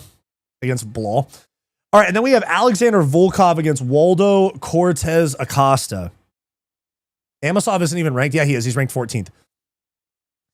Alexander Volkov gets the win over Waldo Cortes-Acosta. It was a good performance from Volkov, but there were some things about it that really frustrated me from both guys. Waldo became too desperate for the finish later on. Duke boy, you're about to get put in timeout again, bro. Let's talk MMA, man. But Volkov forgot what a jab was. He fought a shorter guy. That he should have just been jabbing and teeping at range. And he just forgot what a fucking jab was for 2.5 rounds. And all right. See you next time, Duke boy. You can be funny, but like just the 14-year-old like I get into some wild conversations on this. I just called Pat Sabatini Israel's greatest soldier like 20 minutes ago. But if you're just going to talk about how long it's been since you pooped, bro, like at least be funny. Like the low effort, like 13-year-old sitting in his 8th grade science class, just spamming my chat about random nonsense, bro. That's not fun when it comes to the chat. And you also talked about my family being sexually assaulted. Like, what kind of shit is this, bro? What are you on, bro? What are you waffling about? Just wait. It's almost summer break. The kids will be back in the chat in no time. I know, dude. I know. We'll have to put up with it a little bit this summer. But Volkov frustrated me because he forgot what a jab was. He forgot what a teep was for a lot of the fight as well. And Waldo should have been wrestling on double legs.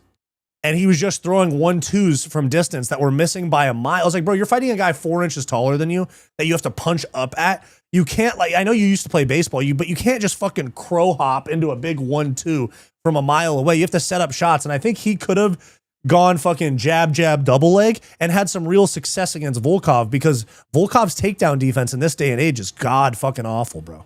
Jailton Almeida controlled him and still lost because he didn't get off any damage. Surreal Ghan took him down multiple times in their second fight. Man, it's like, why? Like, you fought Robelis Despain. Yeah, Alex P right here in the chat gets it. And DV Syndicate as well. You're talking about the Derek Lewis fight. You guys are right about that. Volkov didn't want to get knocked out, and Waldo wanted the knockout so bad, but he should have fought Robelis, the fight that he fought against Robelis. Waldo should have fought the fight that he fought against Robelis Despain. And I think that if he would have just shot doubles and gotten off ground and pound, he maybe even could have subbed Volkov. Volkov is very slow these days. Very slow, very plotty, and has bad takedown defense. People forget, man.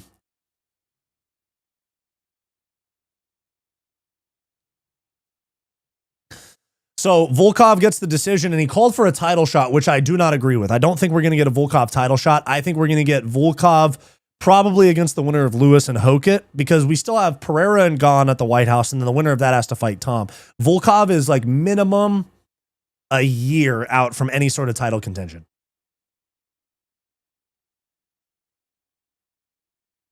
Why are there no Israelis in the UFC? There's a couple. There's Yanal Ashmoose and Natan Levy. Is Volkov the tallest dude in the UFC? Currently, yeah, but the tallest UFC fighter ever was Stefan Struve. And then we move up the card to Josh Van versus Tatsuro Taira. Now let's talk about this, because this, yeah, exactly. The Ripper, you're so right. Volkov fought like that and then called for a title shot. How do you fight like that and then call for a title shot? Now, we move on to the co-main event. Joshua Van and Tatsuro Taira. This was a generational classic flyweight title fight. Like, I think back at flyweight title fights that have been fun, like, you know, Moreno and Pantoja was fun, if I remember correctly. Urseg and Pantoja was really fun. But off the top of my head, this is the most memorable and most action-packed title fight that we have had at 125 pounds in a while. And the difference in why do I have a pen in my hand? What the fuck? I don't even like write at all. What am I doing? I type shit on my computer. Why do I have a pen in my hand? But Josh Van is so good on the feet. His boxing is so nasty. Tatsuro Taira's grappling and top pressure wet blanket is so good. Like, that was it. It was striking, Van, grappling, Taira. It's not like some of these other fights. Like, Chimaev and Strickland were kind of evenly matched in both, we ended up seeing. But Van and Taira, so clear. Wherever the fight took place, you knew who was going to win. Taira showed the heart of a lion, man. I'll tell you. He, you know, I know he looks like just this little bitch-ass Japanese dude that has kind of like feminine tendencies and mannerisms and stuff like that. He's got like kind of limp wrist vibes and shit like that. But this dude showed the heart of a fucking lion out there on Saturday night. And at first glance, you could say that that was an early stoppage, but you got to consider he got clipped and he kind of froze for a sec. And then Josh Van came in to hit him again and he turned away. And the ref was on the side that he turned away from. So when you see it from the referee's perspective, I understand the stoppage 100%. But me not happy now. But Josh Van, like Alex P saying right here, he has the opportunity to be a real star. He's a foreign fighter. So he has like another nation behind him, whether it be a small nation or not. He has another nation behind him. Speaks very good English. He doesn't have like broken English because he's been in America for a long, long time. He speaks great English. He also fights out of Houston, Texas. And he's got an amazing, like, is Josh Van not one of the funnest fighters on the roster to watch fight? Popping that jab, letting 1-2s go, head movement, doing that slip 2 that he was doing. Josh Van's nasty. I think he could be the biggest star in flyweight history. I agree with Alex P.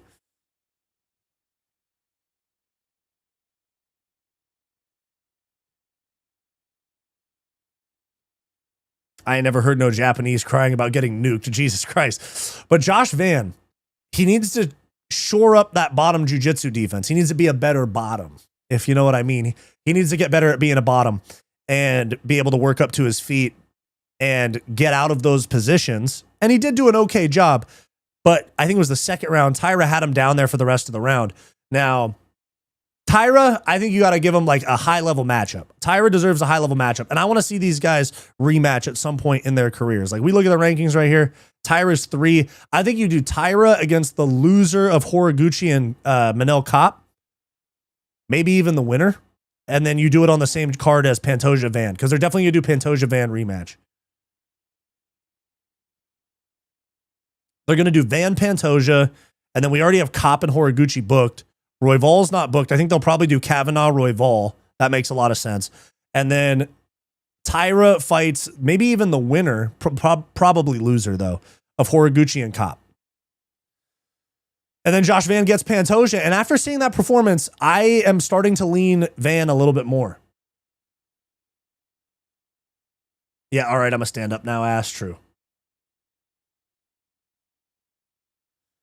Hey, DV Syndicate, welcome to the Fight Society citizens, man. I appreciate you becoming a channel member. We got a new channel members, members vlog dropping today. Taira versus Urseg. I love Taira versus Urseg. That sounds really fun. Yeah, Van beats Pantoja. I see that. Taira was having ancestral flashbacks of 45. Jesus. I was a Van supporter from the start. Well, I never thought that his win was like a whole-on fluke. I was like, yeah, there's questions about it because of the way that it went. But like Josh Van said himself, Pantoja's a black belt. He should know how to fall, right? So that was a generational flyweight title fight. And I think that these guys, both their stock, even Taira with the loss, his stock skyrockets, you know, because he probably wouldn't have gotten this title shot if Pantoja was ready to go. I thought the stoppage was justified. After watching it again, I thought it was justified too. But we move up to the main event, Sean Strickland and Khamzat Chimaev. I've made 2 recap videos. I made a main event recap and a full card recap. I've talked about this fight a lot, but I had Strickland 2, 3, and 5. Khamzat easily round 1 because there was no present damage to judge, so you have to go to control. Round 2, not a whole lot of damage as well, but the control went to Strickland with Khamzat pulling guard and staying on bottom. Round 3, Strickland. Round 4, Khamzat catches a second wind, does more damage, gets a couple takedowns. And then round 5, Khamzat comes out wrestling, which would have given him the round. It would have given him the round if there wasn't damage to come after that. It's a damage-based sport. If there was not damage anymore after the grappling in round 5 would have been Khamzat, but it did. It got back to the feet, and it doesn't matter forward, backward, cage control. Damage is the main scoring criteria over everything else. If damage is present, that's what we score. Sean Strickland wins the fight 3 rounds to 2. No question about it. No question about it whatsoever. And we've talked about the Strickland fight quite a bit. Quite a bit.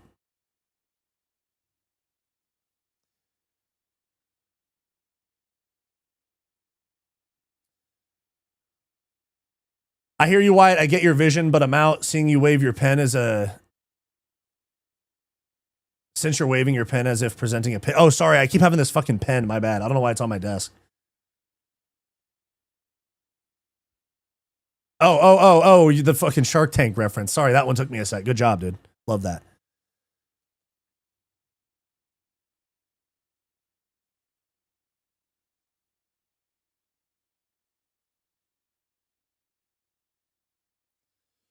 Now, what else do we have? Ariel Helwani and Sean arguing. We already talked about.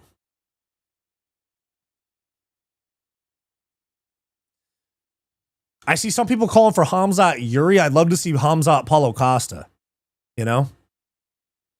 Oh, this is what I wanted to talk about too. We got the special edition UFC Freedom 250 kits are public now. We got the UFC, and people are hating on these really hard, but I really don't mind them. I'm not going to lie. What happens with Yuri, though? Ankalaev? Yeah, Carano's on Saturday. By the way, guys, Wednesday. Let me pull that up real quick.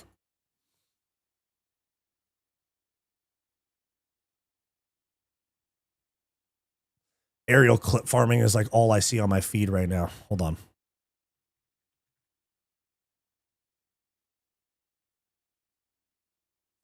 All right, guys, so where's the studio mode? One sec.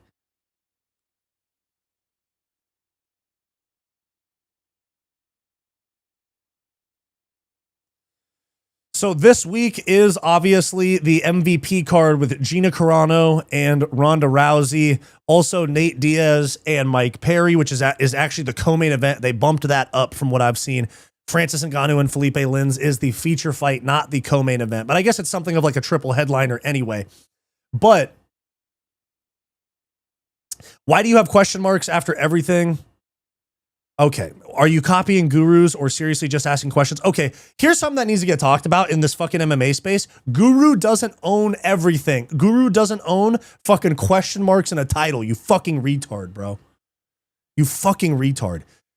You put questions in titles so that you don't get flagged by YouTube for clickbait content. Because if I say Khamzat got exposed, you can argue that that's not the case. And then I would technically be clickbaiting, all right? You fucking retards, dude. You put the questions to help with the YouTube algorithm so they don't flag you for fraudulent content. YouTube's very, very strict about that shit these days. Motherfuckers, dude. You guys are so, not all of you guys, but these fucking, I like Guru. I think he makes great content and I like Guru, but his fans are so fucking gay sometimes, man. God damn. His fucking fans over here talking about, did you copy? Like, oh my God, man. Is there anybody else on Humor allowed to use a question mark in a title? Is anybody allowed to be funny in a video? Fucking hell, bro. God damn, bro. No, I know he's trolling me, but I just fucking, ugh, God. Yeah, you did strike a nerve because I hear that shit from Guru's fans fucking 3 times a week. You guys are, oh my God, whatever. Crashing out a little bit. It's all good. Shout out Guru. I like him, but your fans are gay as fuck. A lot of the time.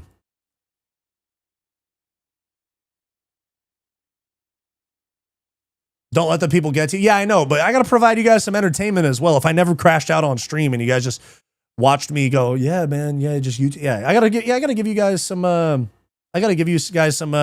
some energy, you know? I don't like how Guru does it either. What about people that are Fight Society and Guru fans? You guys are the best. I'm not saying Guru's fans across the board. Sorry, I should specify that. There's just this certain little like cult of him that's like of Guru's fan base that's just so meat rider. It's like, dude, he doesn't even care about most of you guys.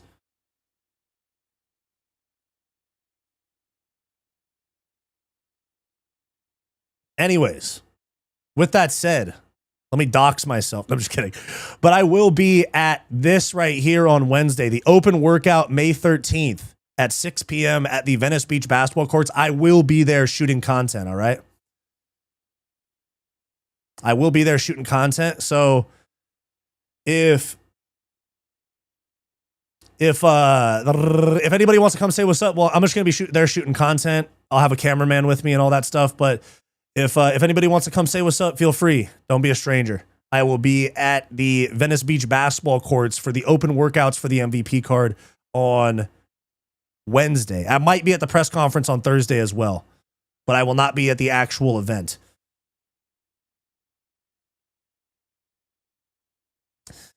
Wyatt needs a joint, casual, non-training. Yeah, I do need a J, but I got to work out and shit before I do that.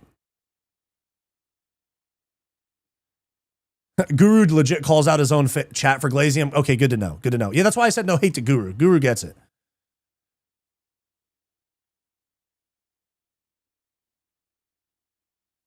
The Guru fans in me DMs yet? No, shout out to Guru. I like him. Just not his fans so much. Shooting content like Alec Baldwin on the set of Rust? Exactly. Say hi, Wyatt. Why would I do that? Why would I do that when I can just stalk you from afar? Fair enough. Fair enough. Oh, we talking some b-ball sessions at the. Let me just see if Francis Ngannou's down for a little touch spar, you know?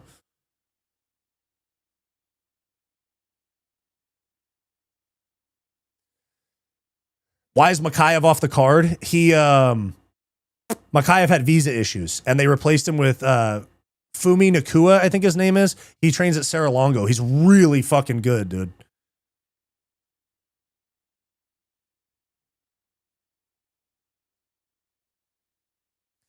I wasn't able to catch your reaction on the live stream. Thoughts on Weidman getting into the Hall of Fame? I mean, he had some like memorable moments, but he didn't have like a Hall of Fame career. Didn't he never defend the belt?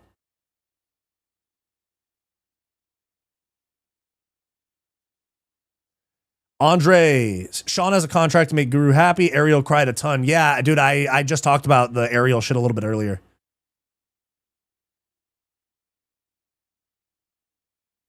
We could have had a Ryzen type card. Josh Van versus Pantoja. Maybe Yuri versus Reyes and Taira versus Kyoji Horiguchi for UFC Japan. Yeah, it's not going to happen anymore, though.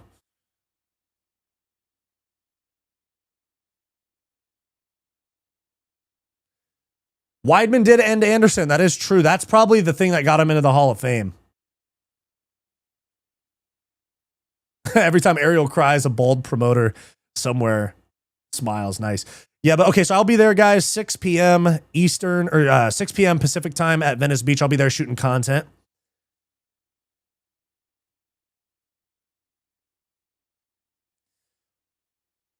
Teacup them, yeah. I don't like how it's moving towards censorship question marks. Yeah, 100%. I agree with you on that as well. That's why I have to put question marks in my titles. That's why I crashed out. It's because I'm frustrated at the fact that I even have to do that. But we have the White House kits, guys. The White House kits are official. Here you see Ilia Topuria in the blue, Josh Hokett in the white, Pereira in the blue, and Chandler in the red. And then we also have some stuff here. Topuria, Gaethje's wearing white.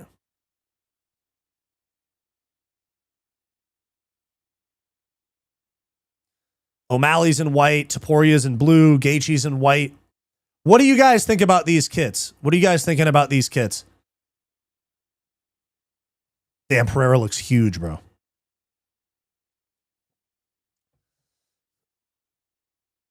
It is definitely weird seeing Frenchman Cyril Gane and Brazilian Diego Lopes in the USA stuff. But I get it. I see a lot of people are like heavily criticizing these fits. Let me see what you guys think. Kits look gay, soccer gear, trash. Oh, you guys really don't like these kits. These fight kits fit perfectly with the theme of the entire White House card, underwhelming. What would you guys have done differently, though? I think maybe they should have allowed every fighter to have their country. I know they kind of already do that with the regular like colors, but like they should have let Pereira have his custom ones. They should have let Topuria have his custom ones. They should have let O'Malley wear the pink. It should have been like just like the majorly USA guys that should like they should have let Derek Lewis wear something like Texas themed, you know?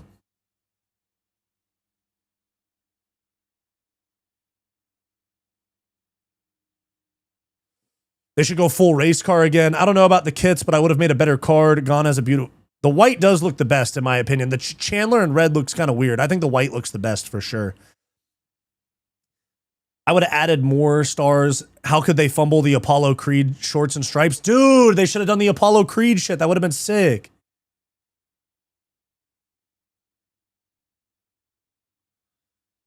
T-Cobum, to be fair, nothing in your title requires a question mark. Yeah, but it's always a weird thing, man. I don't want to leave. YouTube's real. This is a weird time on YouTube. Like, YouTube is very good to me. I like YouTube a lot, but this is a weird time where they're doing a lot of channel investigations and things like that. And I don't do anything against YouTube guidelines, but I've seen creators get demonetized for no reason lately. Yeah, dude, some AI shit. It kind of does look like AI clothing gear. Yeah. But what I would say is that they're okay. I don't think they're trash. I think they're just okay. I understand what they did. They made them kind of US themed a little bit without being like super over the top, but they also still look kind of clean. I think they're okay. I don't think they're dog shit, but I think they're just okay. Just okay. They do look like soccer kits though. You're 100% right. These stripes right here is kind of a lot going on right here though. Steel Girder, thanks for the 2. I appreciate that. Unrelated, what do you think of custom gloves? I think that would be sick, but then it becomes like a regulation issue, I guess you could say, because then like I get the commissions would probably have to check those gloves separately and stuff. They are pretty generic. They should just have like they should just have this. Let me show you. This is what they should have on the hold on. I think they could have done really good.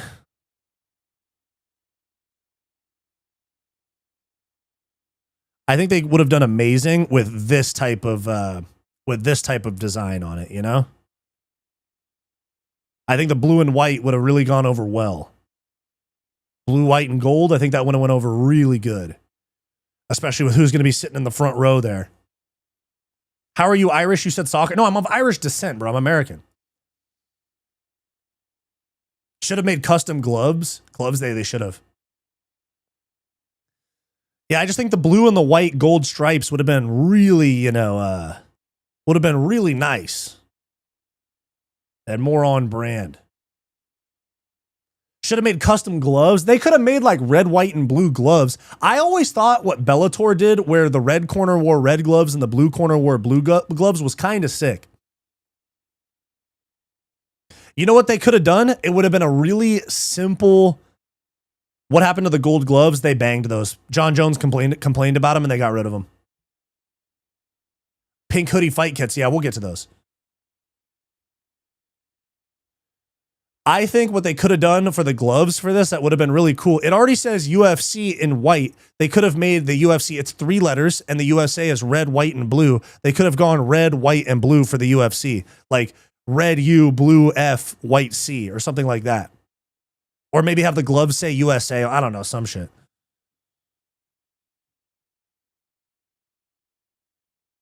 Why is it just me, or does it feel at all like we're being gaslit by having this White House card with no mention of Epstein? Yeah, we are.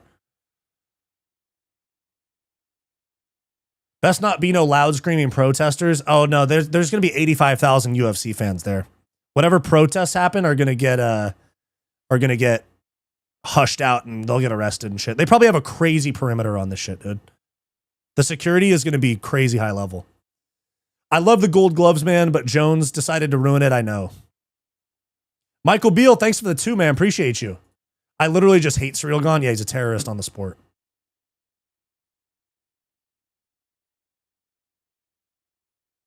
They disclosed the aliens before the Epstein clients, for fuck's sake. I know. Dude, I saw somebody on Instagram call UFOs unk slop, and I was like, dude, that couldn't be more accurate. That literally is fucking unk slop.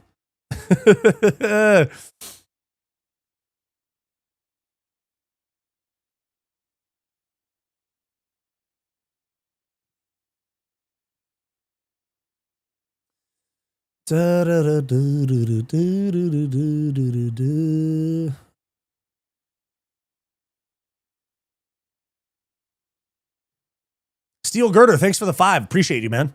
As an American, DC native living overseas, I'm low-key depressed I can't go. I would want to go. Like all things considered, it's one of the biggest events of all time, and I'm a UFC fan, so all things considered, I probably would want to go. But I'm an MMA YouTuber, so if I can't stream, I'm not going. If I can't stream it, I'm not going. I actually have some, it actually could be, what's looking really busy for me is July. Because I have to go to a wedding in Nebraska with my girlfriend on her side of the family. I have to go to a wedding in Nebraska on the 4th of July. And then July 11th, International Fight Week. I'm thinking about going to Vegas and doing a meet and greet and stuff like that. Whatever. We'll see. A squad link up. Not a meet and greet. That's kind of gay. But like a squad link of the Fight Society gang. And then possibly July 18th going to RAF in Milwaukee, I think. Milwaukee. Where's RAF Milwaukee? Where are they? July 18th, yeah. In Milwaukee Panther Arena. So July is looking very busy for you, boy.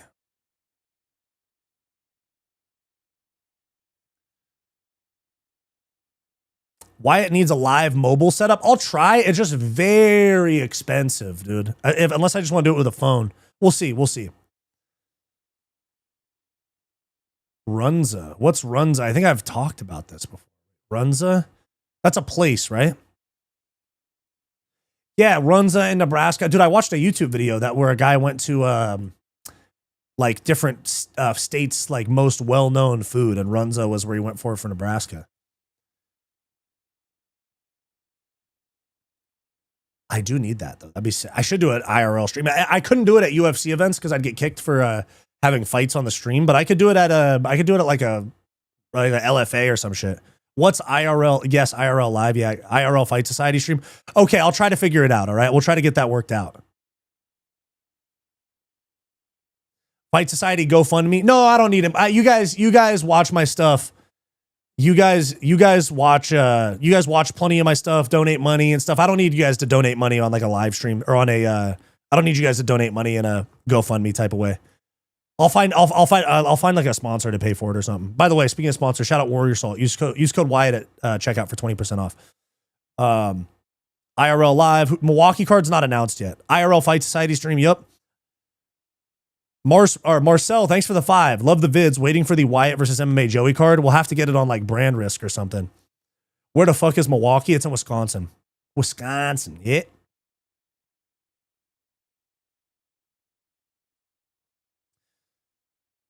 Are the UFC fighters getting pay cuts? I see TKO ask some WWE guys to take a 50% cut so they walk. That's crazy. That would be awesome, Wyatt, to get live streams at small fights. I mean, I still train at an MMA gym. I have teammates that fight all the time. Maybe I do it at one of those like local shows. When we meet and greet, we'll throw money at you like a hooker. More like Dan Hooker, you know what I mean? Are you visiting Cletus in Louisiana? I am, dude. Goonmeister, you're saying check the news. What happened on the news, bro? Trump's, what? Trump says ceasefires on life support? Is that what you're talking about?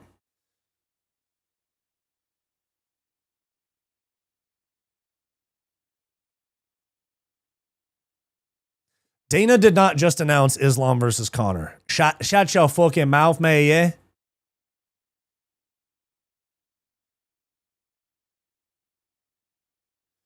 Jake Paul says he may never get cleared to fight again following the fucking...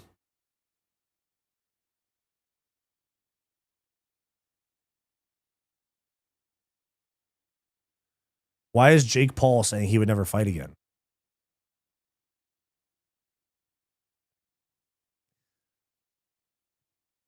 Yeah, I know. It's Jack Barsky, yeah.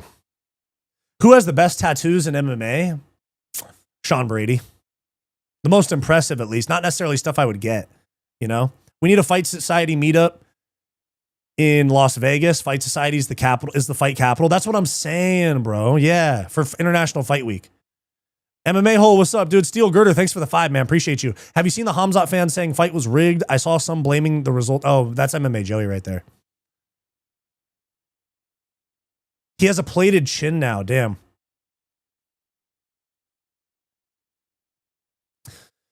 Who got the worst broken jaw, Jake Paul or Harry Hardwick? Well, I don't think Jake Paul had to get his jaw wired shut, right? Oh, he did. Okay. Oh, damn, maybe. Time to get him an RAF. Time to wrestle. Look at the Jackson interview where Cub Swanson talks about the garage and how bad it is. It's terrible, bro. All he does is wear guys out. It's fixed or he got robbed. Which one? That's what I'm saying, bro. These fucking Khamzat meat riders, bro, can't just accept an L. The same way they tell Conor fans to just accept the Khabib loss, you know? Khamzat kidnapped a 17-year-old and married her allegedly. I just made a video about it. I'll post it in like a half hour. I have to edit it. If Sean remains champ, Islam will never step up for a third. Well, Islam's never going to step up anyway. He's too small for middleweight.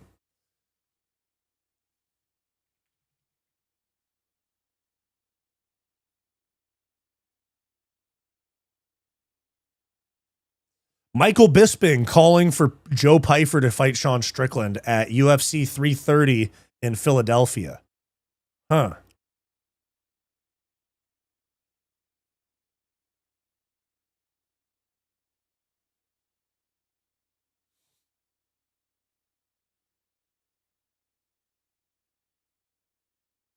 A former NFL linebacker, Anthony Wint, is fighting on Contender Series. He fought for he played for the New York Jets. All right, Goonmeister, you're out for the day, bud. Is Sam Calavita a con artist? Yes. Yeah, Sean would whoop Islam's ass. He's so much bigger than him. Did you see that 2 guys committed suicide? Yeah, I talked about that in my video too. Yeah, don't forget the cope about Ankh. Yeah, exactly. When we say that Conor was an alcoholic and didn't train, they'll be like, oh, that's cope. Or if we say Alex Pereira was sick the first fight that he lost to Ankh, oh, that's cope. But then when Khamzat loses, a million fucking excuses, and they don't, it's so crazy. MMA Joey, Ankh, early stoppage, racism. Khamzat lost, racism, same old shtick, I know. Guys, I'm gonna hop off in about 5 minutes. Any other questions you got for me, get them in there, yeah?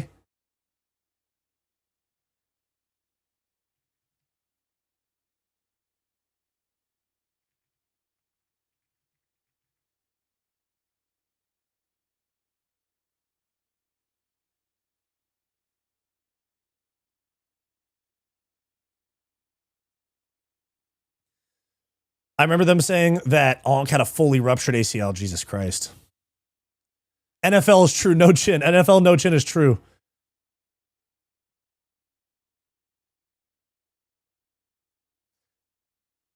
Khamzat is so bad at closing the distance. Yeah, true. They killed Bloody Mexican. They killed themselves because they put all of their money. They like sold their houses, sold their wives' jewelry to bet on Khamzat, and he lost. They put everything, you know. Let's see some training. I got to see if you're lying about thinking you can beat anyone in the UFC. I didn't say, what do you mean? I didn't say I could beat anybody in the UFC. I said there's like fat heavyweights I could beat. What's your fave hotel in Vegas? I mean, I've stayed at like Caesar's Palace. That was fun. Best bicep exercise for MMA, hammer curls. That's anyone? Oh, I thought you meant like I could beat anybody in the UFC I could beat.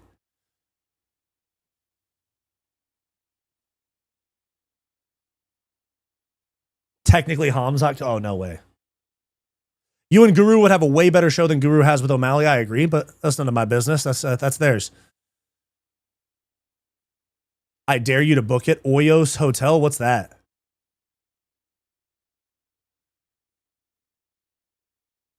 Caesars is legit. Yeah. True.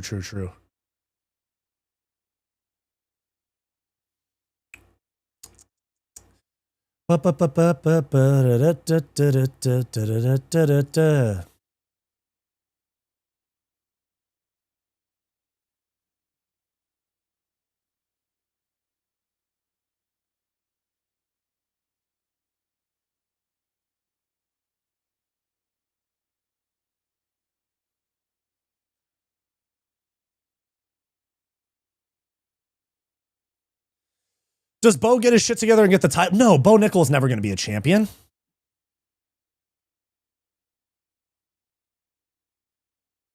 Yeah, Bo Nickel's never going to be the champion. Do you think that that was sincere of Khamzat? Yeah. You got to get on the Tim Welch podcast. I like Tim a lot. I would love to get on his podcast.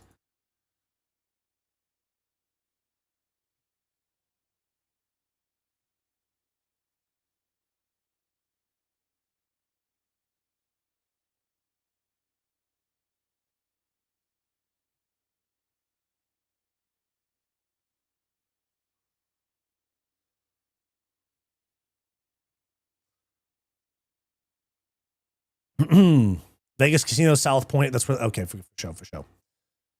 UFC is about to ditch for. UFC is about to ditch Bo for Gable. 100%.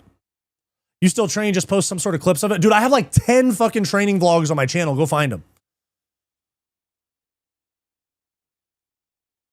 Bo Nicholson is just Dustin Poirier's cousin Cletus. Exactly. Tim plus Wyatt equals ginger domination. That's right. All right, guys, we are at about the 2 hour, 5 minute mark. Do you think Bo could have beaten the Khamzat that showed up Saturday? Fuck no. But